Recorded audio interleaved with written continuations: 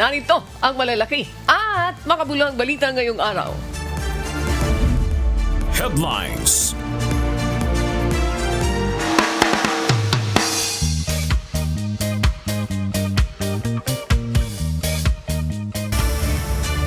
Balik eskwela na ngayong araw ng Lunes, June 8. Ang mga mag-aaral sa basic education level makalipas ang 2 buwang bakasyon. Ayon sa Department of Education, tuloy na ngayong araw ang muling pagsisimula ng klase. Taliwas ito sa kumakalat na post online hinggil sa sinasabing umano'y suspension ng unang araw ng pasukan na ayon sa DepEd ay fake news. Pinapaalalahanan ng kagawaran ng publiko na maging mapanuri ng mga post na nababasa online at pinayuhang sumangguni lamang sa official DepEd Philippines social media accounts para sa anunsyo at impormasyon ukol naman sa basic education. Hataw Balita ngayon. Eto na yung sinasabi natin. Ikaw ba nagkaroon ka ng pagkakataon? Kasi kayo, dito kayo sa Maynila Yung mga na-probinsya, wala naman, hindi naman uso yung mga iyak-iyakan na yan. Ako, di ko na naranasan yun nung ako yung nag-aaral. Pero naobserbahan ko before, may mga classmate ako, sinasamahan ng magulang sa loob ng, sa loob ng classroom namin. Pagka Opening naiyak. classes. Pagka naiyak. Hindi naman naiyak, pero ayaw niyang paalisin yung nanay niya. So, Pinayagan ng ina-allowed pa teacher. yun? Ina-allowed Oo, yun? ina-allowed naman yun ng mga 1 linggo. Ganun. Very good. Noong time namin yun, Naiya namang umiyak yung bata, kaya lang, kita mong iiyak na. Ganon. Hindi talaga mawawala yan doon sa mga bata. Pero may sinasabi dyan yung mga psychologists, dapat daw, 1 week before the start of the school, the classes, dapat pinapasyal mo na. Yan. Pinapamiliarize mo na yung anak mo doon sa lugar at kinukwentuhan mo na kung ano yung kagandahan kapag nasa silid-aralan ka. Yung mga positive na mga kwento. Yan, para at least pagpasok ka na talaga mismo, yung kaniyang mind ay nakaset na doon na maganda ang school, maganda ang nasa silid-aralan. At wag din sisinungaling yung nanay. Halimbawa, dahil yung anak mo gusto mong papasukin doon sa first day, di ba binabanggit natin yung anxiety, separation anxiety. Iiwan mo na yung bata pagkatapos ngayon gusto mong iwanan na talaga siya pero alam mo na iiyak. Kunwari nakalikon yung bata at hindi ka nakita sabay ka aalis. Bawal daw yun. Hindi daw dapat yun. Hindi dapat na approach kasi hindi ka nakakapag-establish ng katotohanan doon sa bata. Ayun. Kadalasan pinapangakuan yun ng mga magulang na hindi ako aalis, dito lang ako sa labas. Pwede yung ganon. Pagkatapos ng paglabas mo, after na school, punta tayo sa mall. Yung mga pangako, ano bang gusto mong bilhin? Opo, mayroon naman sinasabi na pagkatapos yung kumain ng agahan nyo, susunduin na kita. May mga ganyan. Kasi naisiset sa mind ng bata. But don't tell a lie. Para hindi maka-establish ng takot, fear doon sa mga bata. Sa ngayon yata pinapayagan pa naman yung nag-o-observe yung magulang sa labas ng classroom. Yung nasisilip pa sila nung mga bata. ng mga bata at least 1 week pa nakikita sila. Ito namang mga bata, pagka naman nasanay na sila, ayaw naman na sila na nakikita ng nanay nila. Laki na ako, huwag mo na akong naiiya na pag hinahatid, lalo pag nakakantsawa na ng mga classmate niya. Huwag mo na ako ihatid. Pagkasanay na, ganun naman yung ibang estudyante. Opo. So again, hari nawa na maging maayos itong pagbubukas ng klase ngayong araw na ito. Samantala, aabot po sa 26 million ang mga mag-aaral ang nagpa-enroll para sa school year 2026 hanggang 2027. Sa isang panayam, sinabi ni DepEd Assistant Secretary Jocelyn Andaya na as of June 5 ay mayroon ng nasa 26 million enrollees sa buong bansa para sa basic education. Sa pagdaya ng DepEd, inaasahang aabot sa 26.4 million ang mga estudyanteng magpapa-enroll ngayong school year na halos kapareho ng bilang noong nakaraang taon. Inaasahan naman ng DepEd na marami pang mga estudyante ang hahabol sa enrollment ngayong linggo hanggang sa katapusan ng buwan ng Hunyo. Hataw Balita ngayon.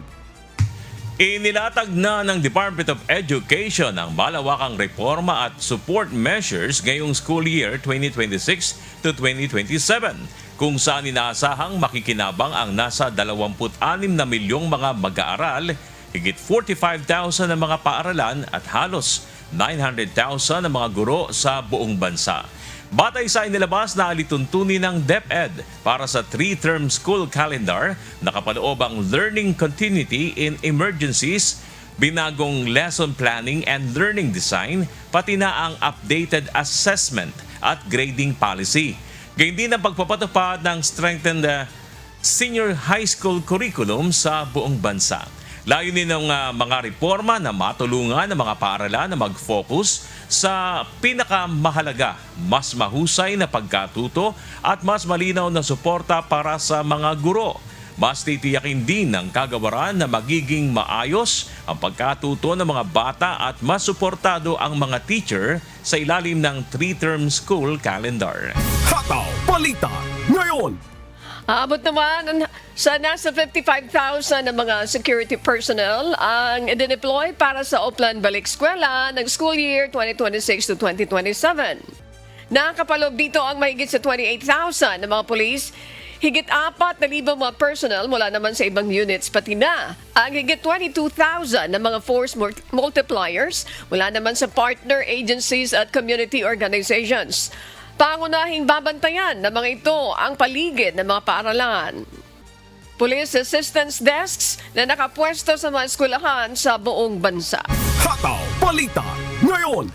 Ngayong balik eskwela na ang mga estudyante, muling nagpaalala po ang Land Transportation, Franchising and Regulatory Board o LTFRB sa mga driver, operator at mga pasahero na pairali ng disiplina at pag-iingat sa kalsada upang matiyak ang kaligtasan ng mga estudyante at iba pang mga biyahero.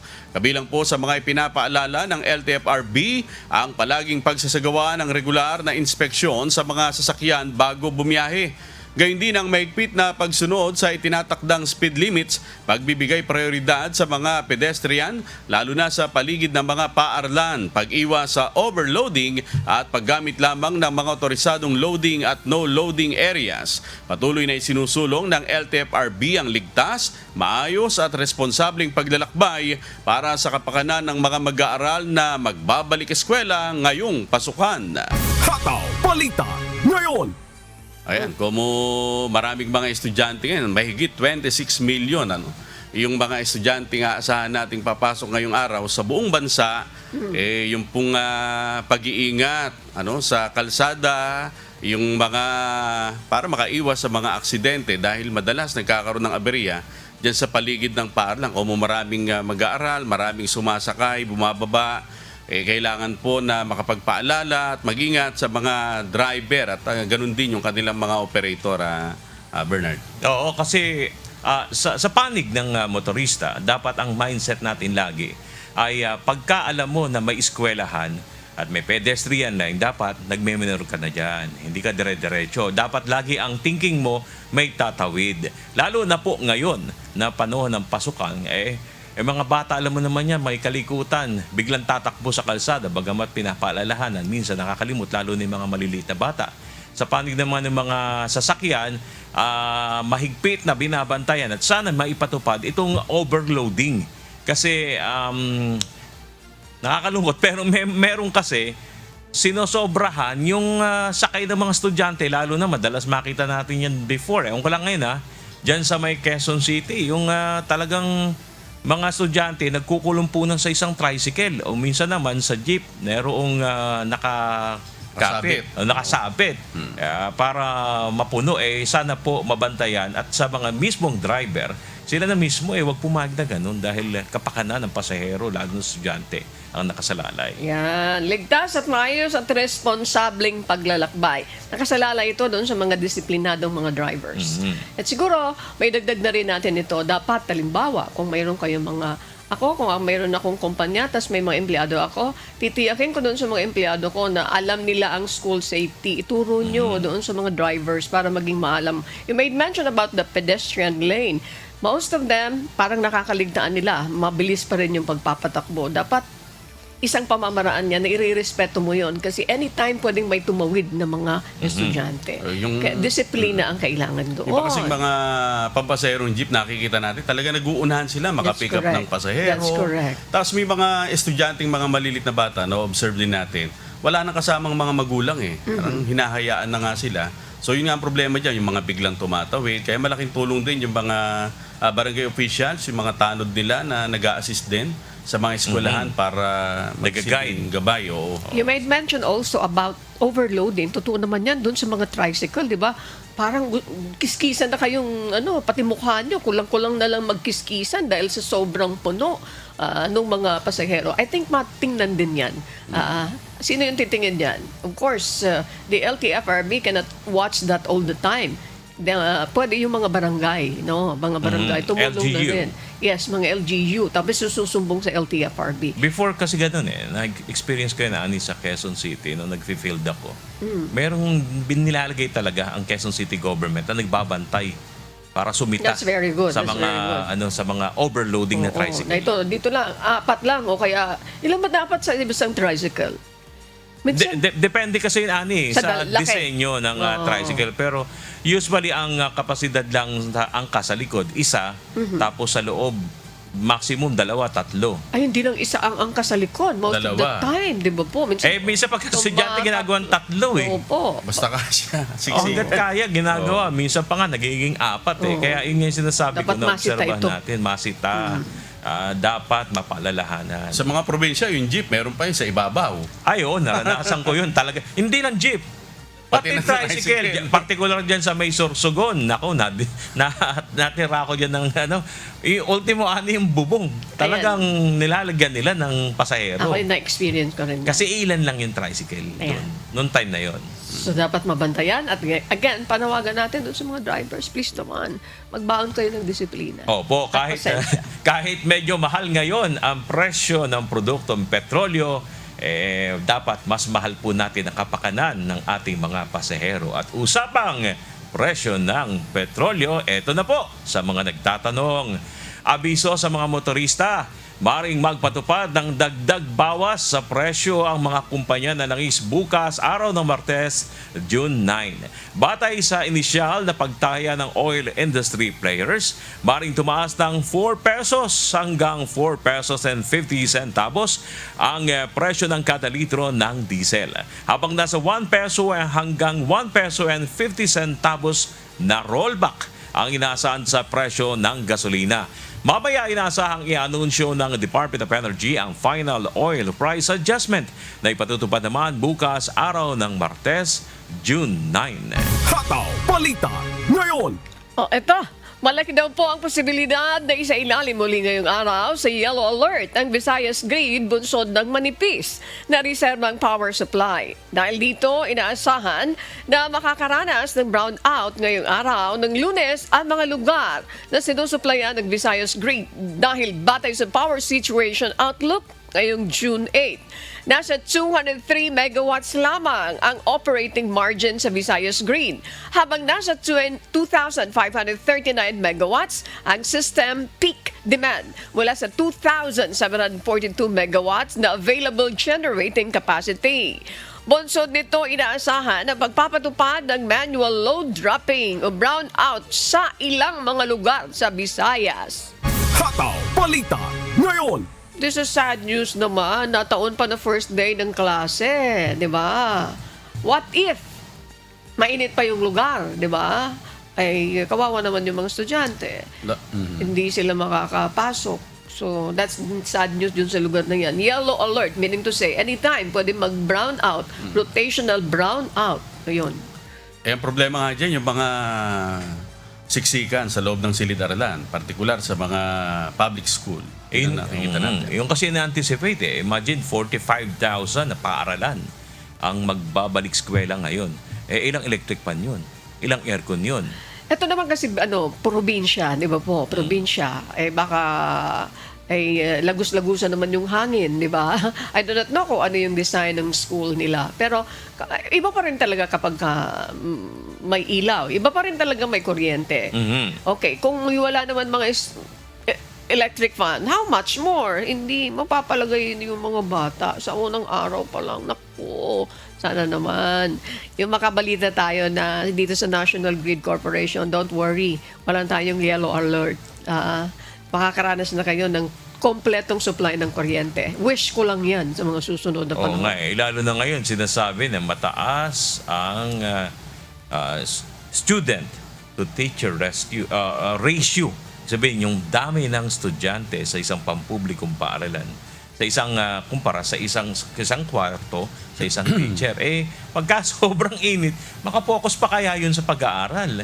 Wag naman sana. Nawa. Kaya ang wish natin, ang wish ko lang ay wag na tayo makabalita ng yellow alert status ng National Grid at naghuhudyat yan ng anytime rotational brownout. Kaya lang, wish mo yan. Wish Pero but the reality today, pwede na makaranas nga. Panalangin. O yan. Alam mo, maganda yan, nabanggit mo yung dapat presko yung mga eskwelahan. Siguro dapat i-consider na rin ng Department of Education na humingi ng tulong sa mga eksperto. Paano ba mas i-design pa yung mga school building na maging kumbaga friendly. Mas friendly ibig pa sabihin. sa mga, kumbaga meron kasi mga tinatawag na energy saving na mga building. Yung pwedeng kahit walang Walang bukas na kuryente, pwedeng maliwanag. Presko pa. Presko. At tapos merong tamang ventilasyon para sa flow ng hangin. Yung mga ganun bang ma-consider? Baka mahal yan. Hindi naman. Hindi naman mahal. Hindi naman mahal yun. Tanungin mo yung mga eksperto nagde-design. Pwede i-consider yun. At kahit ganun, ano pa rin, matibay sa bagyo. Mayroon na rin yata. I do not know kung ito ay naumpisahan na rin. Maganda yung mga ganong klaseng design kasi makakatipid ka. And at the same time, para na rin sa kalusugan ng mga estudyante. Kapag well-ventilated, maganda yan sa kalusugan compared doon sa isang lugar na talagang siksikan kayo tapos napakainit. Ang susunod nan, pwede kayo magkasipon. Kapag may sipon, napakabilis ng pag-spread niyan doon sa mga bata. Kaya you made mention about the design. Again, malay mo, gigising tayo ng isang araw. Kasama sa wish ni Ani. So hindi natin inaasahan yan today, no? Ito pa ang isa. Pansamantalang sinuspende muna ng DOST Pag-asa ang pag-i-issue ng heat index forecast kasunod ng opisyal na pagsisimula ng panahon ng tagulan sa bansa. Batay po sa abiso ng Pag-asa, pansamantala munang itinigil ang issuance ng heat index forecast mula pa noong Biyernes, June 5.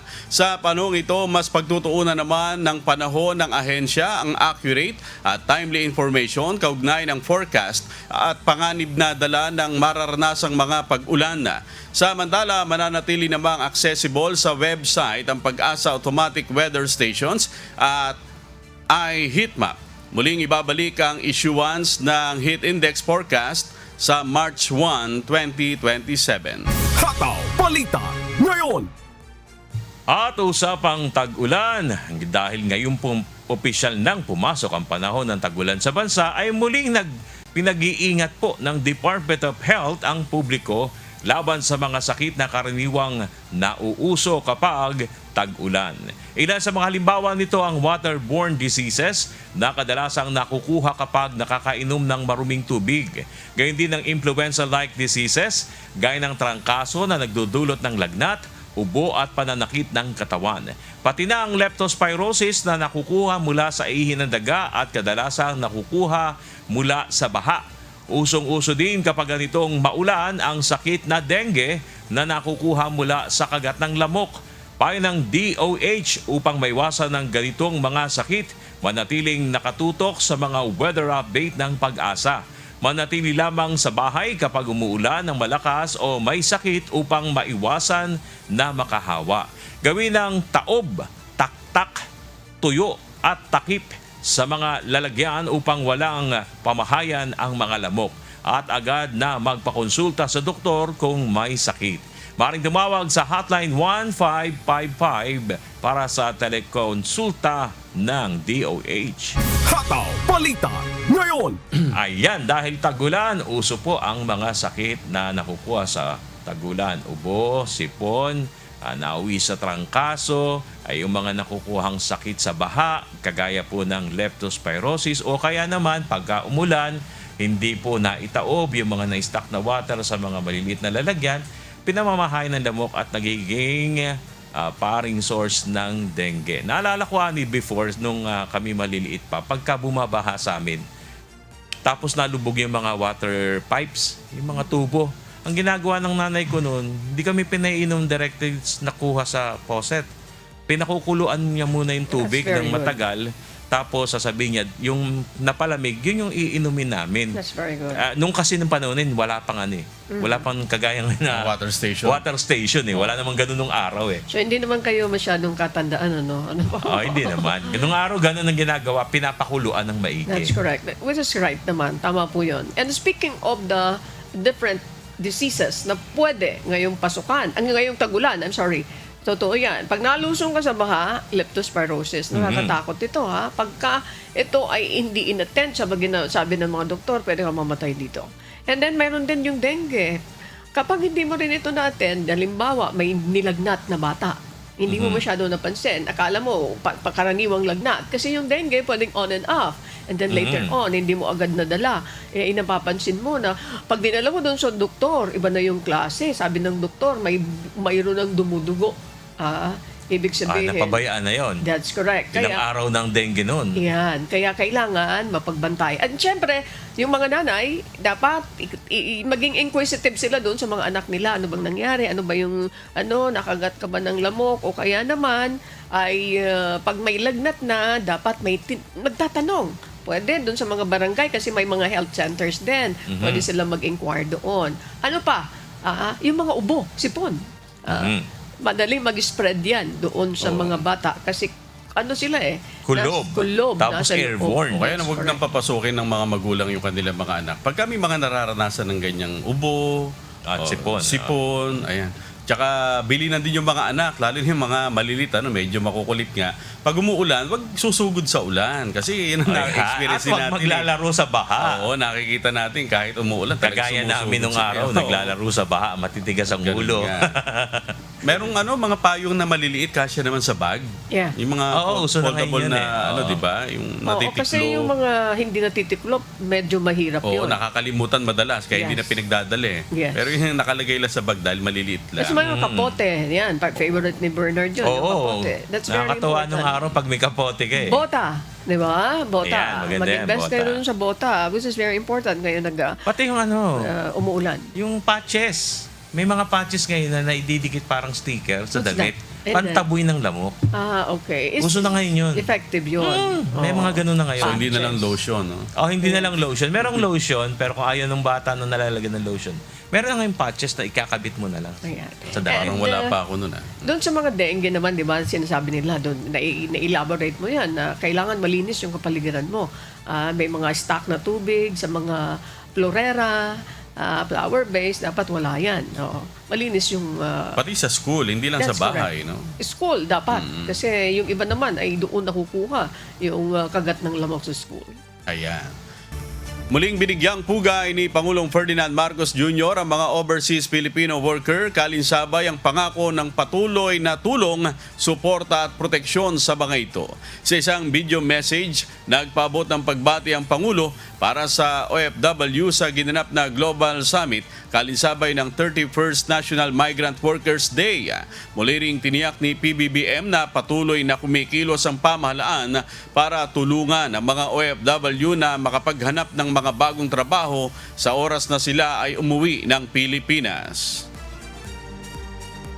Tinitiyak natin na may maasahan kayong tulong kapag kailangan. May sapat na proteksyon habang kayo'y nasa ibang bansa. At may malinaw na oportunidad sa inyong pagbabalik at muling pagsisimula dito sa Pilipinas. Muli naming ipinagtitibay ang aming pangako na ipaglaban ang inyong mga karapatan, pangalagaan ang inyong kapakanan, at palawakin ang suporta para sa inyo at sa inyong mga pamilya. Ayon sa Pangulo, bilang suporta ng pamahalaan, muli anyang pinagtitibay ang kanilang pangako na ipaglaban ang karapatan, kapakanan at palalawakin ang suporta para sa mga OFW maging sa kanilang mga pamilya.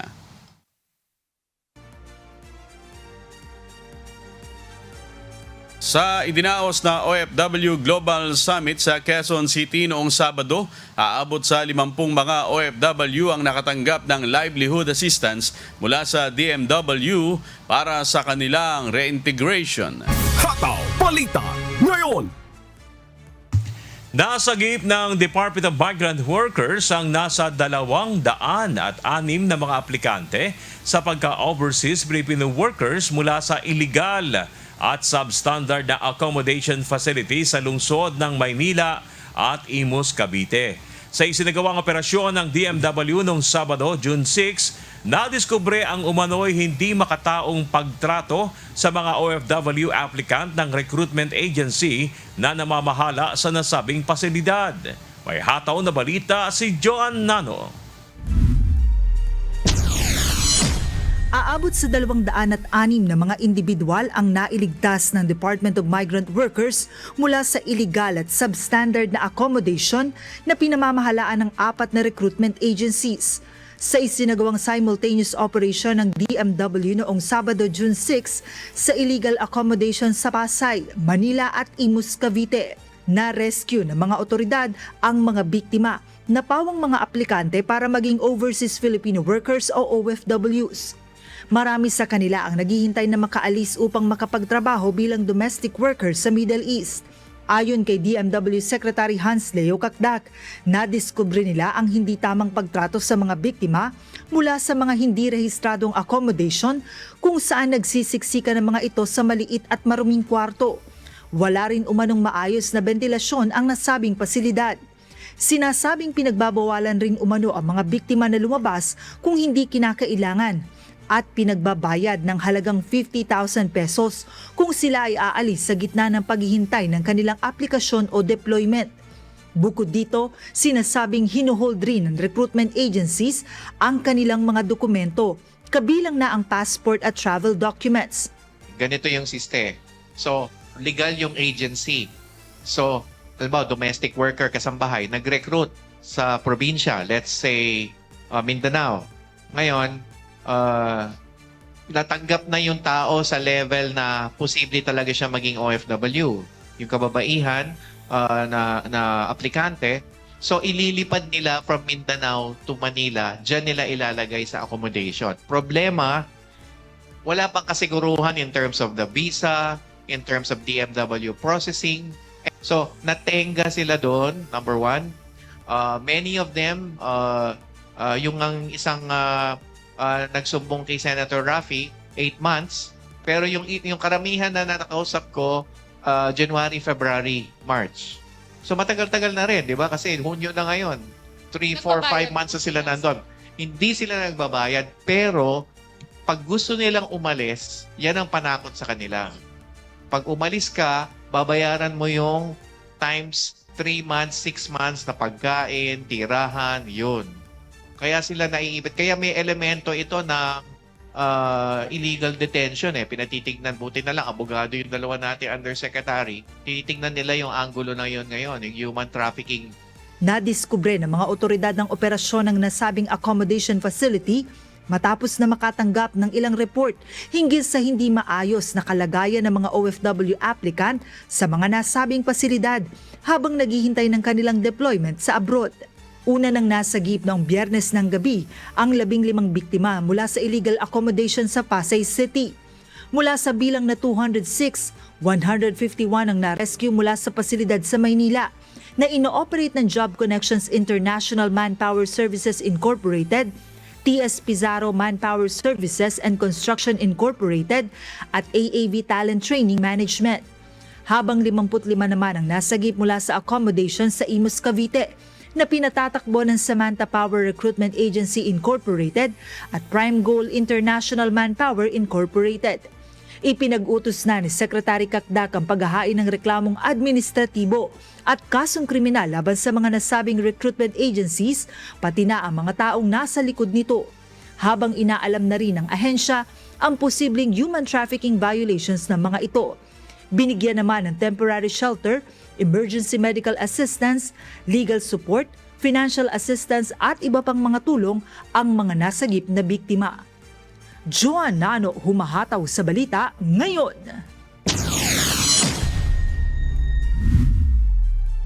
Sa magpapatuloy ng hataw balita ngayon, kinumpirma ng Department of Migrant Workers na mayroon 3 overseas Filipino workers ang nadamay sa nangyaring pag-atake sa Terminal 1 ng Kuwait International Airport noong June 3, 2026. Batay sa impormasyong ibinahagi ni DMW Secretary Hans Leo Kakdak, sinabi nito na nasa ligtas ng kalagayan at kasalukuyan nang nagpapagaling ang 3 OFW na nagtamo ng sugat sa naturang atake o pag-atake.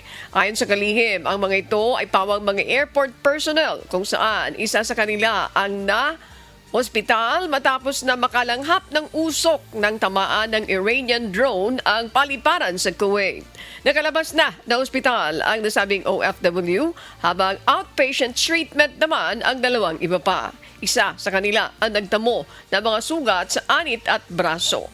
Tiniyak naman ni Secretary Kakdak na inaasikaso ng Migrant Workers Office ang mga naturang OFW para sa assistance at support na kanilang kinakailangan. Hataw Balita ngayon. Samantala, inihayag ng Department of Migrant Workers na mayroong tinatayang nasa 162 na mga overseas Filipino worker mula sa Kuwait ang nakatakdang i-repatriate sa mga susunod na araw kasunod ng nangyaring drone strike sa Kuwait International Airport noong June 3. Ayon kay DMW Secretary Hans Leo Kakdak, bagaman bumaba na ang bilang ng mga Pilipino na gustong magpa-repatriate, mayroon pa ring ilang nais nang umuwi ng Pilipinas dahil sa patuloy na mga pag-atake. Ayon pa sa kalihim, ire-repatriate ang ating mga kababayan mula Kuwait at itatawid ng Saudi Arabia kung saan dito sila makakasakay ng flight pabalik ng Pilipinas. Hataw Balita ngayon. At para sa mga balita sa iba't ibang paligmang ng mundo, narito ang ating global correspondent na si Noel Poliarco mula sa Edmonton, Canada. Global News. Magandang umaga sa iyo, Bernard, at sa ating mga kasangbahay. Narito po ang ating Global News. Mariing binatikos ni Ukrainian President Volodymyr Zelensky ang pag-atake ng Russia sa isang pasilidad malapit sa Chernobyl Nuclear Power Plant. Nangyari ito ilang oras bago ang pulong nila nina British Prime Minister Keir Starmer, French President Emmanuel Macron at German Chancellor Friedrich Merz sa London kaugnay ng suporta sa Ukraine at mga pagsisikap para sa kapayapaan. May hataw na balita si Joanne Nano.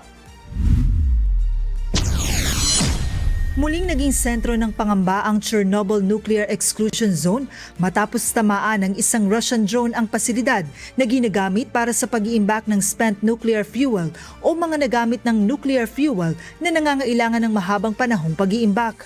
Ayon sa mga otoridad ng Ukraine, tinamaan ang reception building ng Centralized Spent Nuclear Fuel Storage Facility na matatagpuan mga 15 kilometro mula sa Chernobyl Nuclear Plant. Bahagyang nasira ang gusali matapos ang patama ng drone at nagkaroon ng sunog na lumawak hanggang 40 square meters bago naapulan ng mga responder. Wala namang naiulat na nasugatan at nananatiling normal ang antas ng radiation sa lugar. Ayon sa State Nuclear Operator na Energoatom, walang nakaimbak na spent nuclear fuel sa bahaging tinamaan ng drone nang maganap ang pag-atake. Mariing kinundenan ni Ukrainian President Volodymyr Zelensky ang insidente at sinabing sinadya o manong targetin ng Russia ang sensitibong nuclear infrastructure. Tinawag niya ang pag-atake na deliberate at mapanganib na paglabag sa seguridad ng mga nuclear facility. Dagdag pa ni Zelensky, hindi ito ang unang pagkakataong nailagay sa panganib ang mga nuclear facility ng Ukraine mula nang simula ng Russia ang malawakang pagsalakay sa bansa noong 2022. Ang Chernobyl ang lugar kung saan naganap ang pinakamalaking nuclear disaster sa kasaysayan noong 1986 nang sumabog at mag-meltdown ang isa sa mga reaktor nito. Dahil dito, patuloy na binabantayan ng international community ang anumang insidenteng may kaugnayan sa naturang lugar. Samantala, nagpahayag ng pagkabahala ang International Atomic Energy Agency o IAEA. Ayon sa ahensya, nagdulot ng malaking pinsala ang pag-atake sa fuel reception building, kabilang ang mga bintana, pinto at harapan ng gusali. Magpapadala rin ang IAEA ng mga inspector sa lugar upang suriin ang lawak ng pinsala at tiyaking walang banta sa nuclear safety. Nilinaw din ng ahensya na nanatiling nasa normal na antas ang radiation sa paligid ng pasilidad. Kasabay nito, iniulat ni Zelensky na 13 civilian facilities sa iba't ibang bahagi ng Ukraine ang tinamaan ng mga pag-atake ng Russia. Umaabot sa 88 missile, mahigit 3,250 drones at halos 180 guided bombs ang inilunsad ng Russia sa nakalipas na isang linggo. Sa hiwalay na pag-atake, hindi bababa sa 3 ang nasawi sa isang nayon malapit sa Zaporizhia, habang patuloy na nakararanas ng mabibigat na pangbobomba ang rehiyon. Samantala, patuloy rin ang mga pag-atake ng Ukraine sa loob ng teritoryo ng Russia. Noong Sabado, muling tinarget ng mga Ukrainian drone ang St. Petersburg at karatig na mga lugar, kasabay ng pagtatapos ng isang malaking economic forum sa lungsod. Ayon sa Russian Defense Ministry, umaabot sa 500 Ukrainian drones ang napabagsak ng kanilang air defense system sa loob ng isang araw. Ang pinakabagong pag-atake ay nangyari kasabay ng pagpunta ni President Zelensky sa London para sa pulong kasama ang mga leader ng United Kingdom, France at Germany. Inaasahang pag-uusapan nila ang pagpapalawak ng suportang militar para sa Ukraine at ang kinabukasan ng mga negosasyon. Matatanda ang muling tumanggi si Russian President Vladimir Putin sa panawagan ni Zelensky para sa direct talks upang tapusin ang digmaan. Giit ni Putin, wala pa umanong dahilan para makipagkita siya sa pinuno ng Ukraine at hindi niya ititigil ang labanan hanggat hindi nakakamit ng Russia ang mga layunin nito sa digmaan. John Nano, humahataw sa balita ngayon.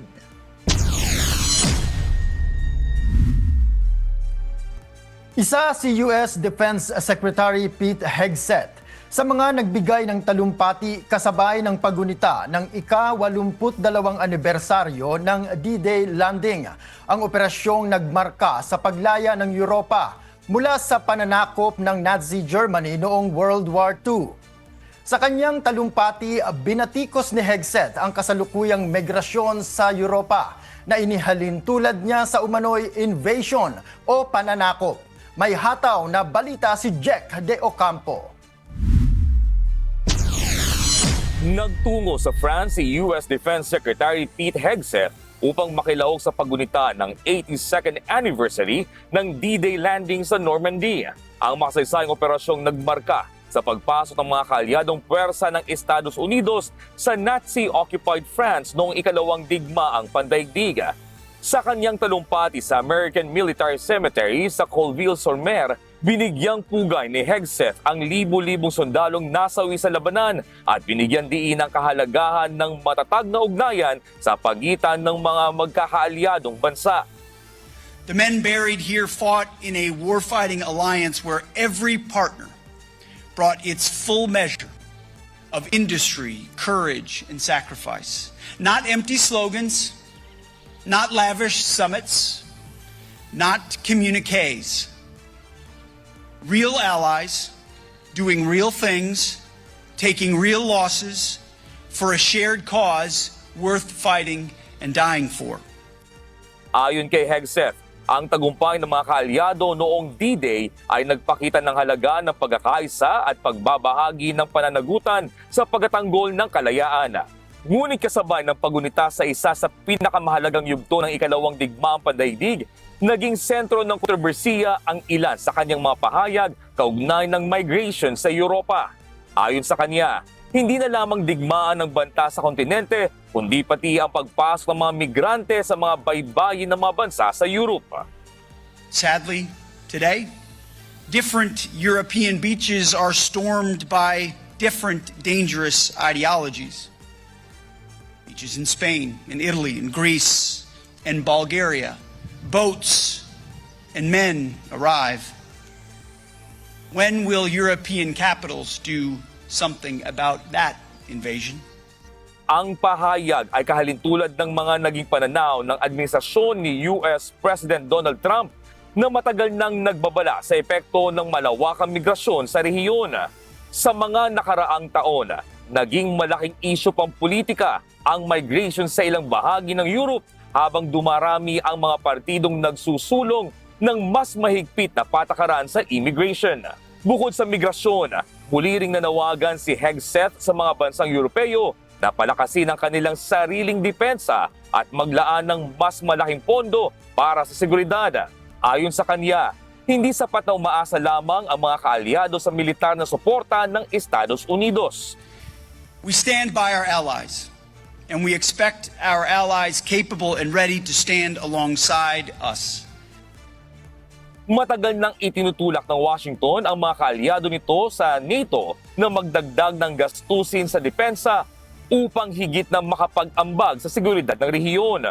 Samantala, sa hiwalay na seremonyas ng paggunita sa D-Day, binigyang pugay ng mga pinuno ng France at iba pang bansa ang mahigit 100,000 sundalong lumahok sa paglalayag patungo sa mga baybayin ng Normandy noong June 6, 1944. Ang D-Day, ang pinakamalaking amphibious military operation sa kasaysayan at itinuturing na isa sa mga mahalagang dahilan sa pagkatalo ng Nazi Germany sa ikalawang digmaang pandaigdig. Jack De Ocampo, humahataw sa balita ngayon.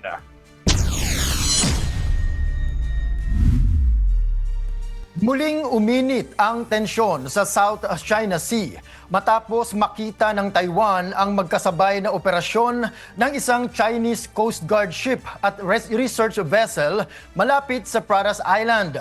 Tinawag ng Taipei na isang malinaw na provokasyon ang hakbang ng Beijing habang patuloy ang pagtatalo ng magkabilang panig sa soberanya at kontrol sa mga pinag-aagawang karagatan sa rehiyon. Narito ang hataw na balita. China Coast Guard 3501. Listen up, China Coast Guard 3501. This is Taiwan's water. This is not your water. You don't belong here. Turn around and leave now. Pinaalis ng Taiwan Coast Guard ang namataan nitong Chinese Coast Guard vessel at isang oceanographic survey ship malapit sa Pratas Island, isang islang kontrolado ng Taiwan sa hilagang bahagi ng South China Sea at matatagpuan sa pagitan ng Timog Taiwan at Hong Kong. Ayon sa Taiwan Coast Guard, ito ang kauna-unahang pagkakataon na nakitang magkasabay na kumilos ang Chinese Coast Guard at isang research vessel sa isang operasyong malapit sa nasabing isla. Giit ng Taipei, sinusubukan ng China na lumikha ng mali o artipisyal na impresyon na may jurisdiksyon ito sa mga karagatang sakop ng Taiwan. Agad na nagpadala ng mga barko ang Taiwan upang bantayan at harangin ang mga sasakyang pandagat ng China. Ayon sa Taiwan Coast Guard, sumagot pa ang Chinese Coast Guard na nagsasagawa ito ng law enforcement operation at sinasabing ang kinabukasan ng Taiwan ay nasa national reunification o muling pagkakaisa sa China. Sagot naman ng Taiwan, hindi dapat gamitin ng China ang mga operasyong ito upang takutin o ipakita na may kontrol ito sa nasabing mga karagatan. Samantala, lalo pang lumala ang sitwasyon nang maglunsad ang China ng hiwalay na maritime law enforcement operation sa mga karagatan sa silangan ng Taiwan. Ayon sa Beijing, tugon ito sa nakatakdang pag-uusap ng Japan at Pilipinas hinggil sa pagtatakda ng maritime border sa kanilang mga exclusive economic zones. Mariing tinututulan ng China ang planong negosasyon at iginiit na may karapatan ito sa mga nasabing karagatan. Ngunit pinasinungalingan ito ng Taiwan at sinabing wala umanong soberanya ang China sa mga tubig sa silangan ng isla. Dahil dito, nagpadala ang Taiwan ng 7 patrol vessel upang subaybayan ang mga kilos ng mga barko ng China. Ayon pa sa Taiwan Coast Guard, nananatiling may standoff o tensyon sa pagitan ng mga sasakyang pandagat ng magkabilang panig. Sa hiwalay namang pahayag, binatikos ni Taiwan National Security Council Secretary General Joseph Wu ang mga kilos ng Beijing. Ayon kay Wu, ang mga hakbang ng China ay isa umano sa mga pinakabagong halimbawa ng pagpapakita ng puwersa at paglikha ng tensyon sa rehiyon. Matatandaang matagal nang inaangkin ng China ang Taiwan bilang bahagi ng teritoryo nito, bagay na mariing tinatanggihan ng pamahalaan sa Taipei. Noel Poliarco, humahataw sa balita ngayon.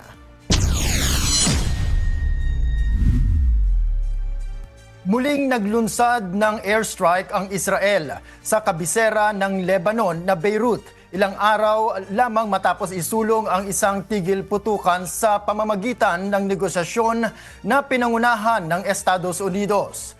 Nagbabala naman ang Iran ng matinding pagganti. Dahil sa pag-atake sa Beirut, marami ang nangangamba sa posibleng muling pagsiklab ng mas malawak na digmaan. Ito ay kasunod ng mga unang pahayag ng Iran na hudyat ng katapusan ng ceasefire ang pag-atake sa Beirut. May hataw na balita si Bernard Dadis. Muling niyanig ng pag-atake ang timog na bahagi ng Beirut matapos tamaan ng mga airstrike ng Israel ang Dahiye District, isang kilalang balwarte ng Hezbollah sa kabisera ng Lebanon. 2 apartment building ang tinamaan ng pag-atake kung saan hindi bababa sa 2 ang nasawi at 17 ang nasugatan ayon sa mga otoridad ng Lebanon. Kinumpirma naman ng Israel na sila ang nasa likod ng pag-atake alinsunod sa utos ni Prime Minister Benjamin Netanyahu at Defense Minister Israel Katz. Nangyari ito ilang araw lamang matapos ang pagbuo ng kasunduan sa tigil putukan sa pamamagitan ng negosasyon sa Washington na naglalayong pigilan ng lumalalang sigalot sa pagitan ng Israel at Hezbollah. Ayon kay Netanyahu, tugon ang pag-atake sa mga rocket at projectile na pinakawalan umano ng Hezbollah patungo sa hilagang Israel. אנחנו משלימים את חיסול כפרי הטרור צמודי הגבול שלנו ואנחנו מכים בהם בצורה חזקה מאוד ואנחנו יודעים שחיזבאללה נמצא במנוסה. אנחנו לא נאפשר ירי על שטחנו או על יישובינו ואנחנו נפעל בהתאם. Ayon pa kay Netanyahu, mahigit 350 miyembro ng Hezbollah ang napatay ng Israel sa loob lamang ng nakaraang 1 linggo. Bago ang pinakabagong pag-atake, matatanda ang personal na nakipag-usap si US President Donald Trump kay Netanyahu noong nakaraang linggo upang pigilan ang nakaplanong malawakang pambobomba sa Beirut. Pagkatapos ng kanilang pag-uusap, inanunsyo ni Trump na walang magaganap na malakihang operasyon sa kabisera ng Lebanon. Ngunit sa kabila nito, muling tinamaan ng Dahiye matapos ang panibagong sagupaan sa pagitan ng Hezbollah at Israel. Nagdulot ang pag-atake ng pagyanig sa mga residential area kung saan makikitang gumuho ang ilang palapag na mga gusali at nagkalat ang mga debris sa mga kalsada. Samantala, mariing kinundina ng Iran ang nangyari. Nagbabala si Iranian Parliament Speaker at Chief Negotiator Muhammad Bagher Ghalibaf. Ayon kay Ghalibaf, ipinakita umano ng Israel na hindi ito naniniwala sa tigil putukan at diplomasya. Dahil dito, giit niya, ang mga base at interes ng Estados Unidos sa rehiyon ay maaari ng ituring na mga lehitimong target ng pag-atake. Naniniwala rin si Muhammad Mokhber, isa sa mga advisor ng Islamic Revolution leader, na ang pag-atake ng Israel sa Beirut ay pagwawakas ng usapan para sa kapayapaan. Nagbabala rin ito na magbabayad ng malaki ang Israel sa ginawa nitong pag-atake. Nagbanta rin si Ebrahim Rezai ng Iranian Parliament National Security Committee na magkakaroon ng matinding pagganti ang Iran sa pag-atake ng Israel sa Beirut. Makalipas ang ilang minuto matapos ang pahayag ni Rezai, umugong na ang sirena sa bahagi ng Israel, partikular sa Haifa, bilang hudyat ng mga namataang missile papunta sa nasabing lugar. Ngunit nananatiling hadlang ang sitwasyon sa Lebanon sa mga pag-uusap dahil iginigiit ng Iran na dapat maisama ang ganap na tigil putukan sa pagitan ng Israel at Hezbollah sa anumang malawakang kasunduan. Nanawagan ang Iran na palayain o i-unfreeze ang bilyon-bilyong dolyar nitong mga assets sa ibang bansa. Gayunman, plano na ng Estados Unidos na gamitin ang naturang pondo sa pagpapatayo at pagkukumpuni ng mga nasirang infrastruktura bunsod ng mahigit 3 buwang digmaan. May hataw na balita si James Bontuyan.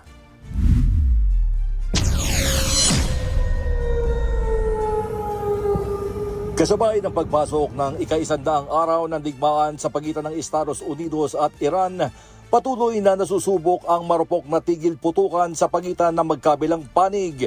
Noong Biyernes at Sabado, muling nagsagawa ng operasyon ng US military sa Strait of Hormuz matapos madetect ang mga Iranian drone na umano'y nagbabanta sa international shipping routes.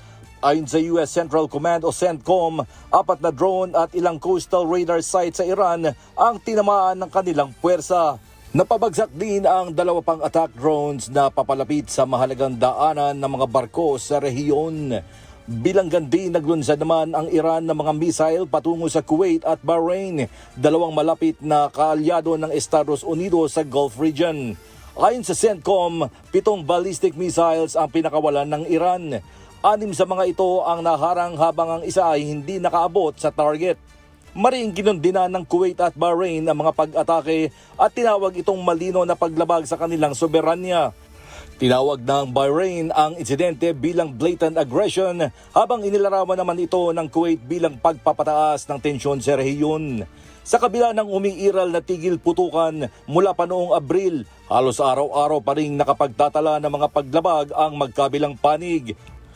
Inaakusahan ng Iran ang Estados Unidos ng pag-atake sa mga komersyal na sasakyang pandagat nito sa Strait of Hormuz at sa iba pang karagatan. Giit naman ng Washington, pinagtatanggol lamang nila ang mga puwersa ng US at ang kalayaan sa paglalayag laban sa mga banta ng Iranian drones at missiles. Dahil sa mga panibagong sagupaan, lalong lumalabo ang pag-asang mauwi sa pangmatagalang kapayapaan ang umiiral na ceasefire. Sa isang panayam, sinabi ni Mohsen Rezai, military advisor ng Supreme Leader ng Iran, na nasa deadlock o pagkakabinbin ang negosasyon. Ayon sa kanya, kailangang gumawa ng hakbang ang Estados Unidos upang muling umusad ang mga pag-uusap. Isa sa mga pangunahing hinihiling ng Tehran ang pagpapalaya sa tinatayang 24 na bilyong dolyar na mga asset nito na nananatiling naka-freeze sa mga foreign banks sa iba't ibang bansa. Ngunit sa halip na ibalik ang naturang pondo, pinag-aaralan ng US Treasury Department na gamitin ng ilan sa mga Iranian assets sa pagkukumpuni ng mga nasirang pasilidad at infrastruktura sa mga bansa sa Gulf region na nadamay sa digmaan. Ayon sa mga ulat, inatasan ni Treasury Secretary Scott Bessent ang kanyang mga tauhan na tukuyin ng lawak ng mga pinsalang dulot ng mga pag-atake ng Iran at kung paano magagamit ang mga naturang asset para sa rehabilitasyon ng mga apektadong kaalyado ng Amerika sa rehiyon. Samantala, kabilang din sa mga nagiging balakid sa kasunduan ang nuclear program ng Iran. Patuloy na iginigiit ng Tehran ang karapatan nito sa peaceful nuclear enrichment habang nananatili pa rin sa loob ng bansa ang malaking imbak ng enriched uranium. Nangangamba naman ang Estados Unidos at mga kaalyado nito na maaari magamit ng mga naturang material sa pagbuo ng nuclear weapon kung hindi mapapailalim sa mas mahigpit na control. Ayon kay US President Donald Trump, may natitira pa ring tinatayang 21 hanggang 22% ng missile stockpile ang Iran sa kabila ng mga nagdaang pag-atake ng Estados Unidos. Bukod sa nuclear program, isa rin sa pinakamasalimuot na issue ang kinabukasan ng Strait of Hormuz. Iginiit ng Iran na may karapatan itong pamahalaan ang pagdaan ng mga barko sa naturang ruta kasama ang Oman. May mga ulat na umaabot sa 1.5 milyon hanggang 2 milyong dolyar ang sinisingil na bayad sa mga dayuhang barkong humihingi ng pahintulot upang makatawid sa Strait of Hormuz. Mariin namang tinutulan ito ng Estados Unidos at iginiit na dapat may balik ang ganap na kalayaan sa paglalayag sa rehiyon ng walang bayarin o limitasyon. Sa gitna ng pagkakabinbin ng mga pag-uusap, nagpapatuloy naman ang negosasyon sa pamamagitan ng Pakistan na nagsisilbing tagapamagitan ng magkabilang panig. Dumating sa Tehran si Pakistan Interior Minister Mohsin Naqvi upang ipaabot ang mensahe ng pamahalaan at militar ng Pakistan kay Iranian Supreme Leader Mojtaba Khamenei. Nakapagpulong din ito kay Iranian Foreign Minister Abbas Araghchi bilang bahagi ng panibagong pagsisikap na muling mapausad ang negosasyon sa pagitan ng Washington at Tehran. Ngunit ayon sa Iranian Foreign Ministry, nananatiling pabago-bago at magkakasalungat ang mga posisyon ng Estados Unidos, bagay na lalo umanong nagpapahirap sa pag-abot ng kasunduan. Sa kabila ng mga pag-atake, patuloy na iginigiit ng magkabilang panig na umiiral pa rin ang tigil putukan at kapwa ring nagpahayag ng kahandaan sa pagbabalik ng digmaan kung kinakailangan. James Bontuyan, humahataw sa balita ngayon.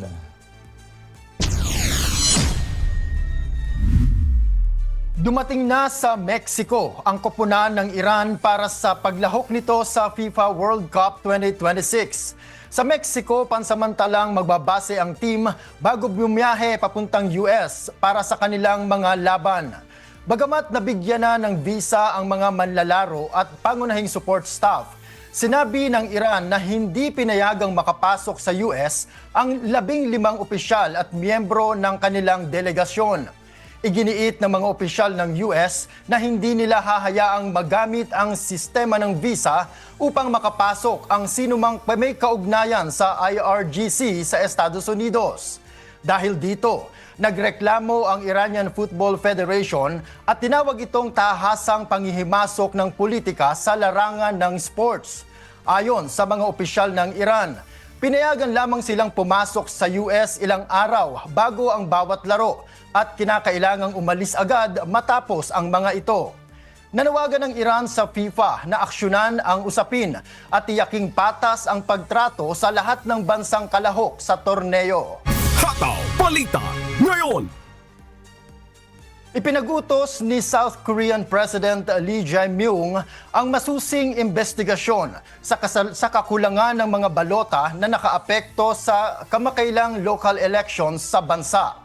Ayon kay Lee, mahirap maunawaan ang nangyari at hindi sapat ang naging paliwanag ng National Election Commission o NEC sa insidente. Dahil sa aberya, may ilang kwalipikadong botante na hindi nakaboto at napilitang pansamantalang ihinto ang botohan sa ilang presinto. Nagbitiw na rin sa pwesto ang pinuno ng NEC habang libo-libo ang nagprotesta at humiling ng panibagong halalan. Kasabay nito nanawagan ang oposisyon para sa joint audit at pagsusuri sa naging problema upang maiwasan itong maulit sa mga susunod na eleksyon. Hataw Balita ngayon. Nahaharap sa pagkasira at panganib ng lindol ang ilang makasaysayang kastilyo sa Japan na muling itinayo gamit ang konkreto matapos masira noong ikalawang digmaang pandaigdig. Pinagdedebatehan ngayon ng mga lokal na pamahalaan kung aayusin ang kasalukuyang mga estruktura o ibabalik ang orihinal na disenyo gamit ang kahoy. Isa sa mga naapektuhan ang Hiroshima Castle na isinara noong Marso dahil sa kakulangan ng earthquake resistance at mga senyales ng pagkasira ng gusali.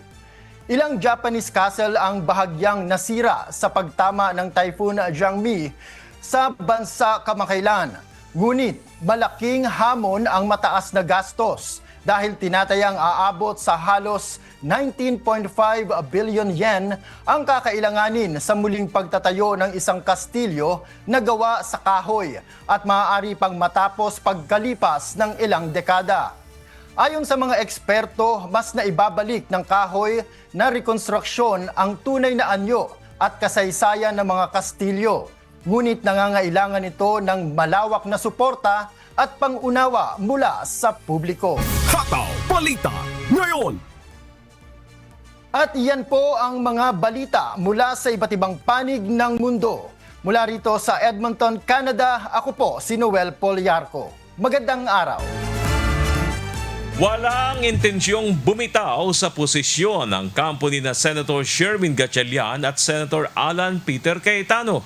Naninindigan ang parehong panig na sila ang may legal na karapatan at may hawak sa kasalukuyang pamumuno ng Senado. May humahataw na balita si Jed Neresina. Inanyayahan na mag-usap ni Senator Alan Peter Cayetano si Senator Sherwin Gatchalian upang tuldukan ang hidwaan kung sino ba talaga sa kanila ang tunay na Pangulo ng Senado. Ang hakbang na ito ay sa kabila ng patuloy na agawan sa liderato ng Senado matapos ideklara ng grupo ng 12 senador sa panig ni Senator Gatchalian na sila na ang may hawak ng mayorya. I'll offer you a solution, Senator Win. Mag-meeting tayo, may naiisip akong solusyon. Mahirap umanap tayo ng solusyon kung sino ang tunay na Senate President kasi yung 3 libro na hawak ko ay nagsasabing yung legitimate Senate President, yung nahalal nung 13. Ang 3 librong tinutukoy ng senador ay ang Saligang Batas ng Pilipinas, ang Rules ng Senado at ang Biblia. Sa kasalukuyan wala pang direktang sagot si Senator Gatchalian sa hamon na ito ni Senator Cayetano. Gayunpaman, nag-post siya sa social media nitong linggo kung saan sinabi niyang malinaw ang batas at mahalagang pakinggan ang mga taong may sapat na kaalaman sa usaping ito. Dito ibinahagi niya ang mga larawan na nag-iisa-isa sa mga opisyal at personalidad na kumikilala sa legalidad ng kanyang pagkakahalal bilang Senate President pro tempore, gaya ng Integrated Bar of the Philippines, mga former Senate President na si Frank Trilon at Coco Pimentel, House Speaker Bogie D at ang Malacanang. Kaugnay nito, pinag-iingat naman ni Senator Panfilo Ping Lacson si Senate President pro tempore Gatchalian laban sa umano'y mga panlilinlang ni Senator Cayetano sakaling matuloy ang kanilang pagpupulong. Ayon kay Senator Lacson, bagamat kumpiyansa siyang alam ni Senator Gatchalian kung paano haharapin si Senator Cayetano, hindi makasasama ang isang paalala mula sa Chinese military strategist na si Sun Tzu na nagsasabing kung hindi mo kilalang iyong kaaway at lalong hindi mo kilalang iyong sarili, tiyak na mabibigo ka sa bawat labanan. Jed Neresina, humahataw sa balita ngayon.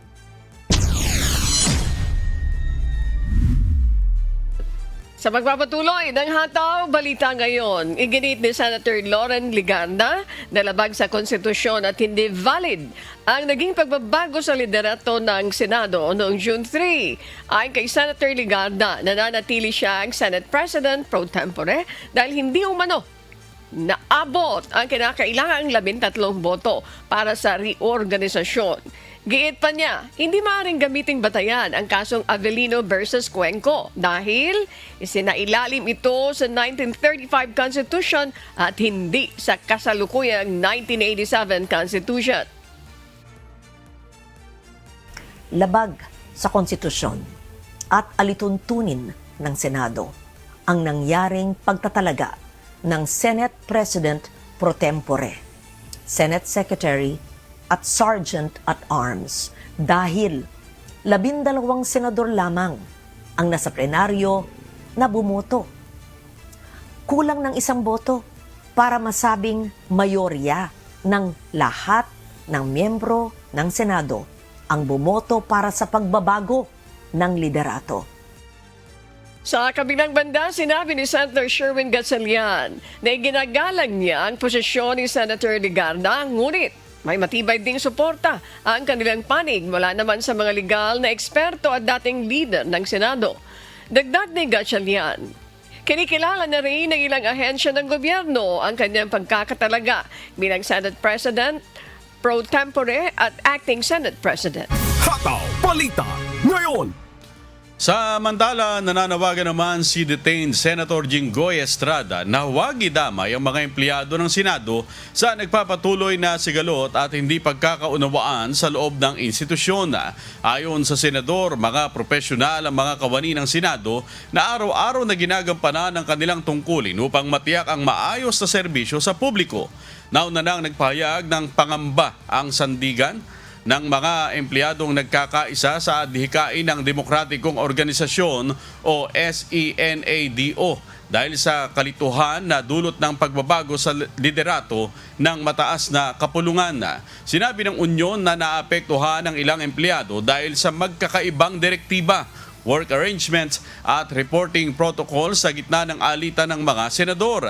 Iginit din ng grupo ng mga empleyado ay dapat nakatali sa batas, tungkulin at serbisyo publiko at hindi sa anumang pampulitikang panig.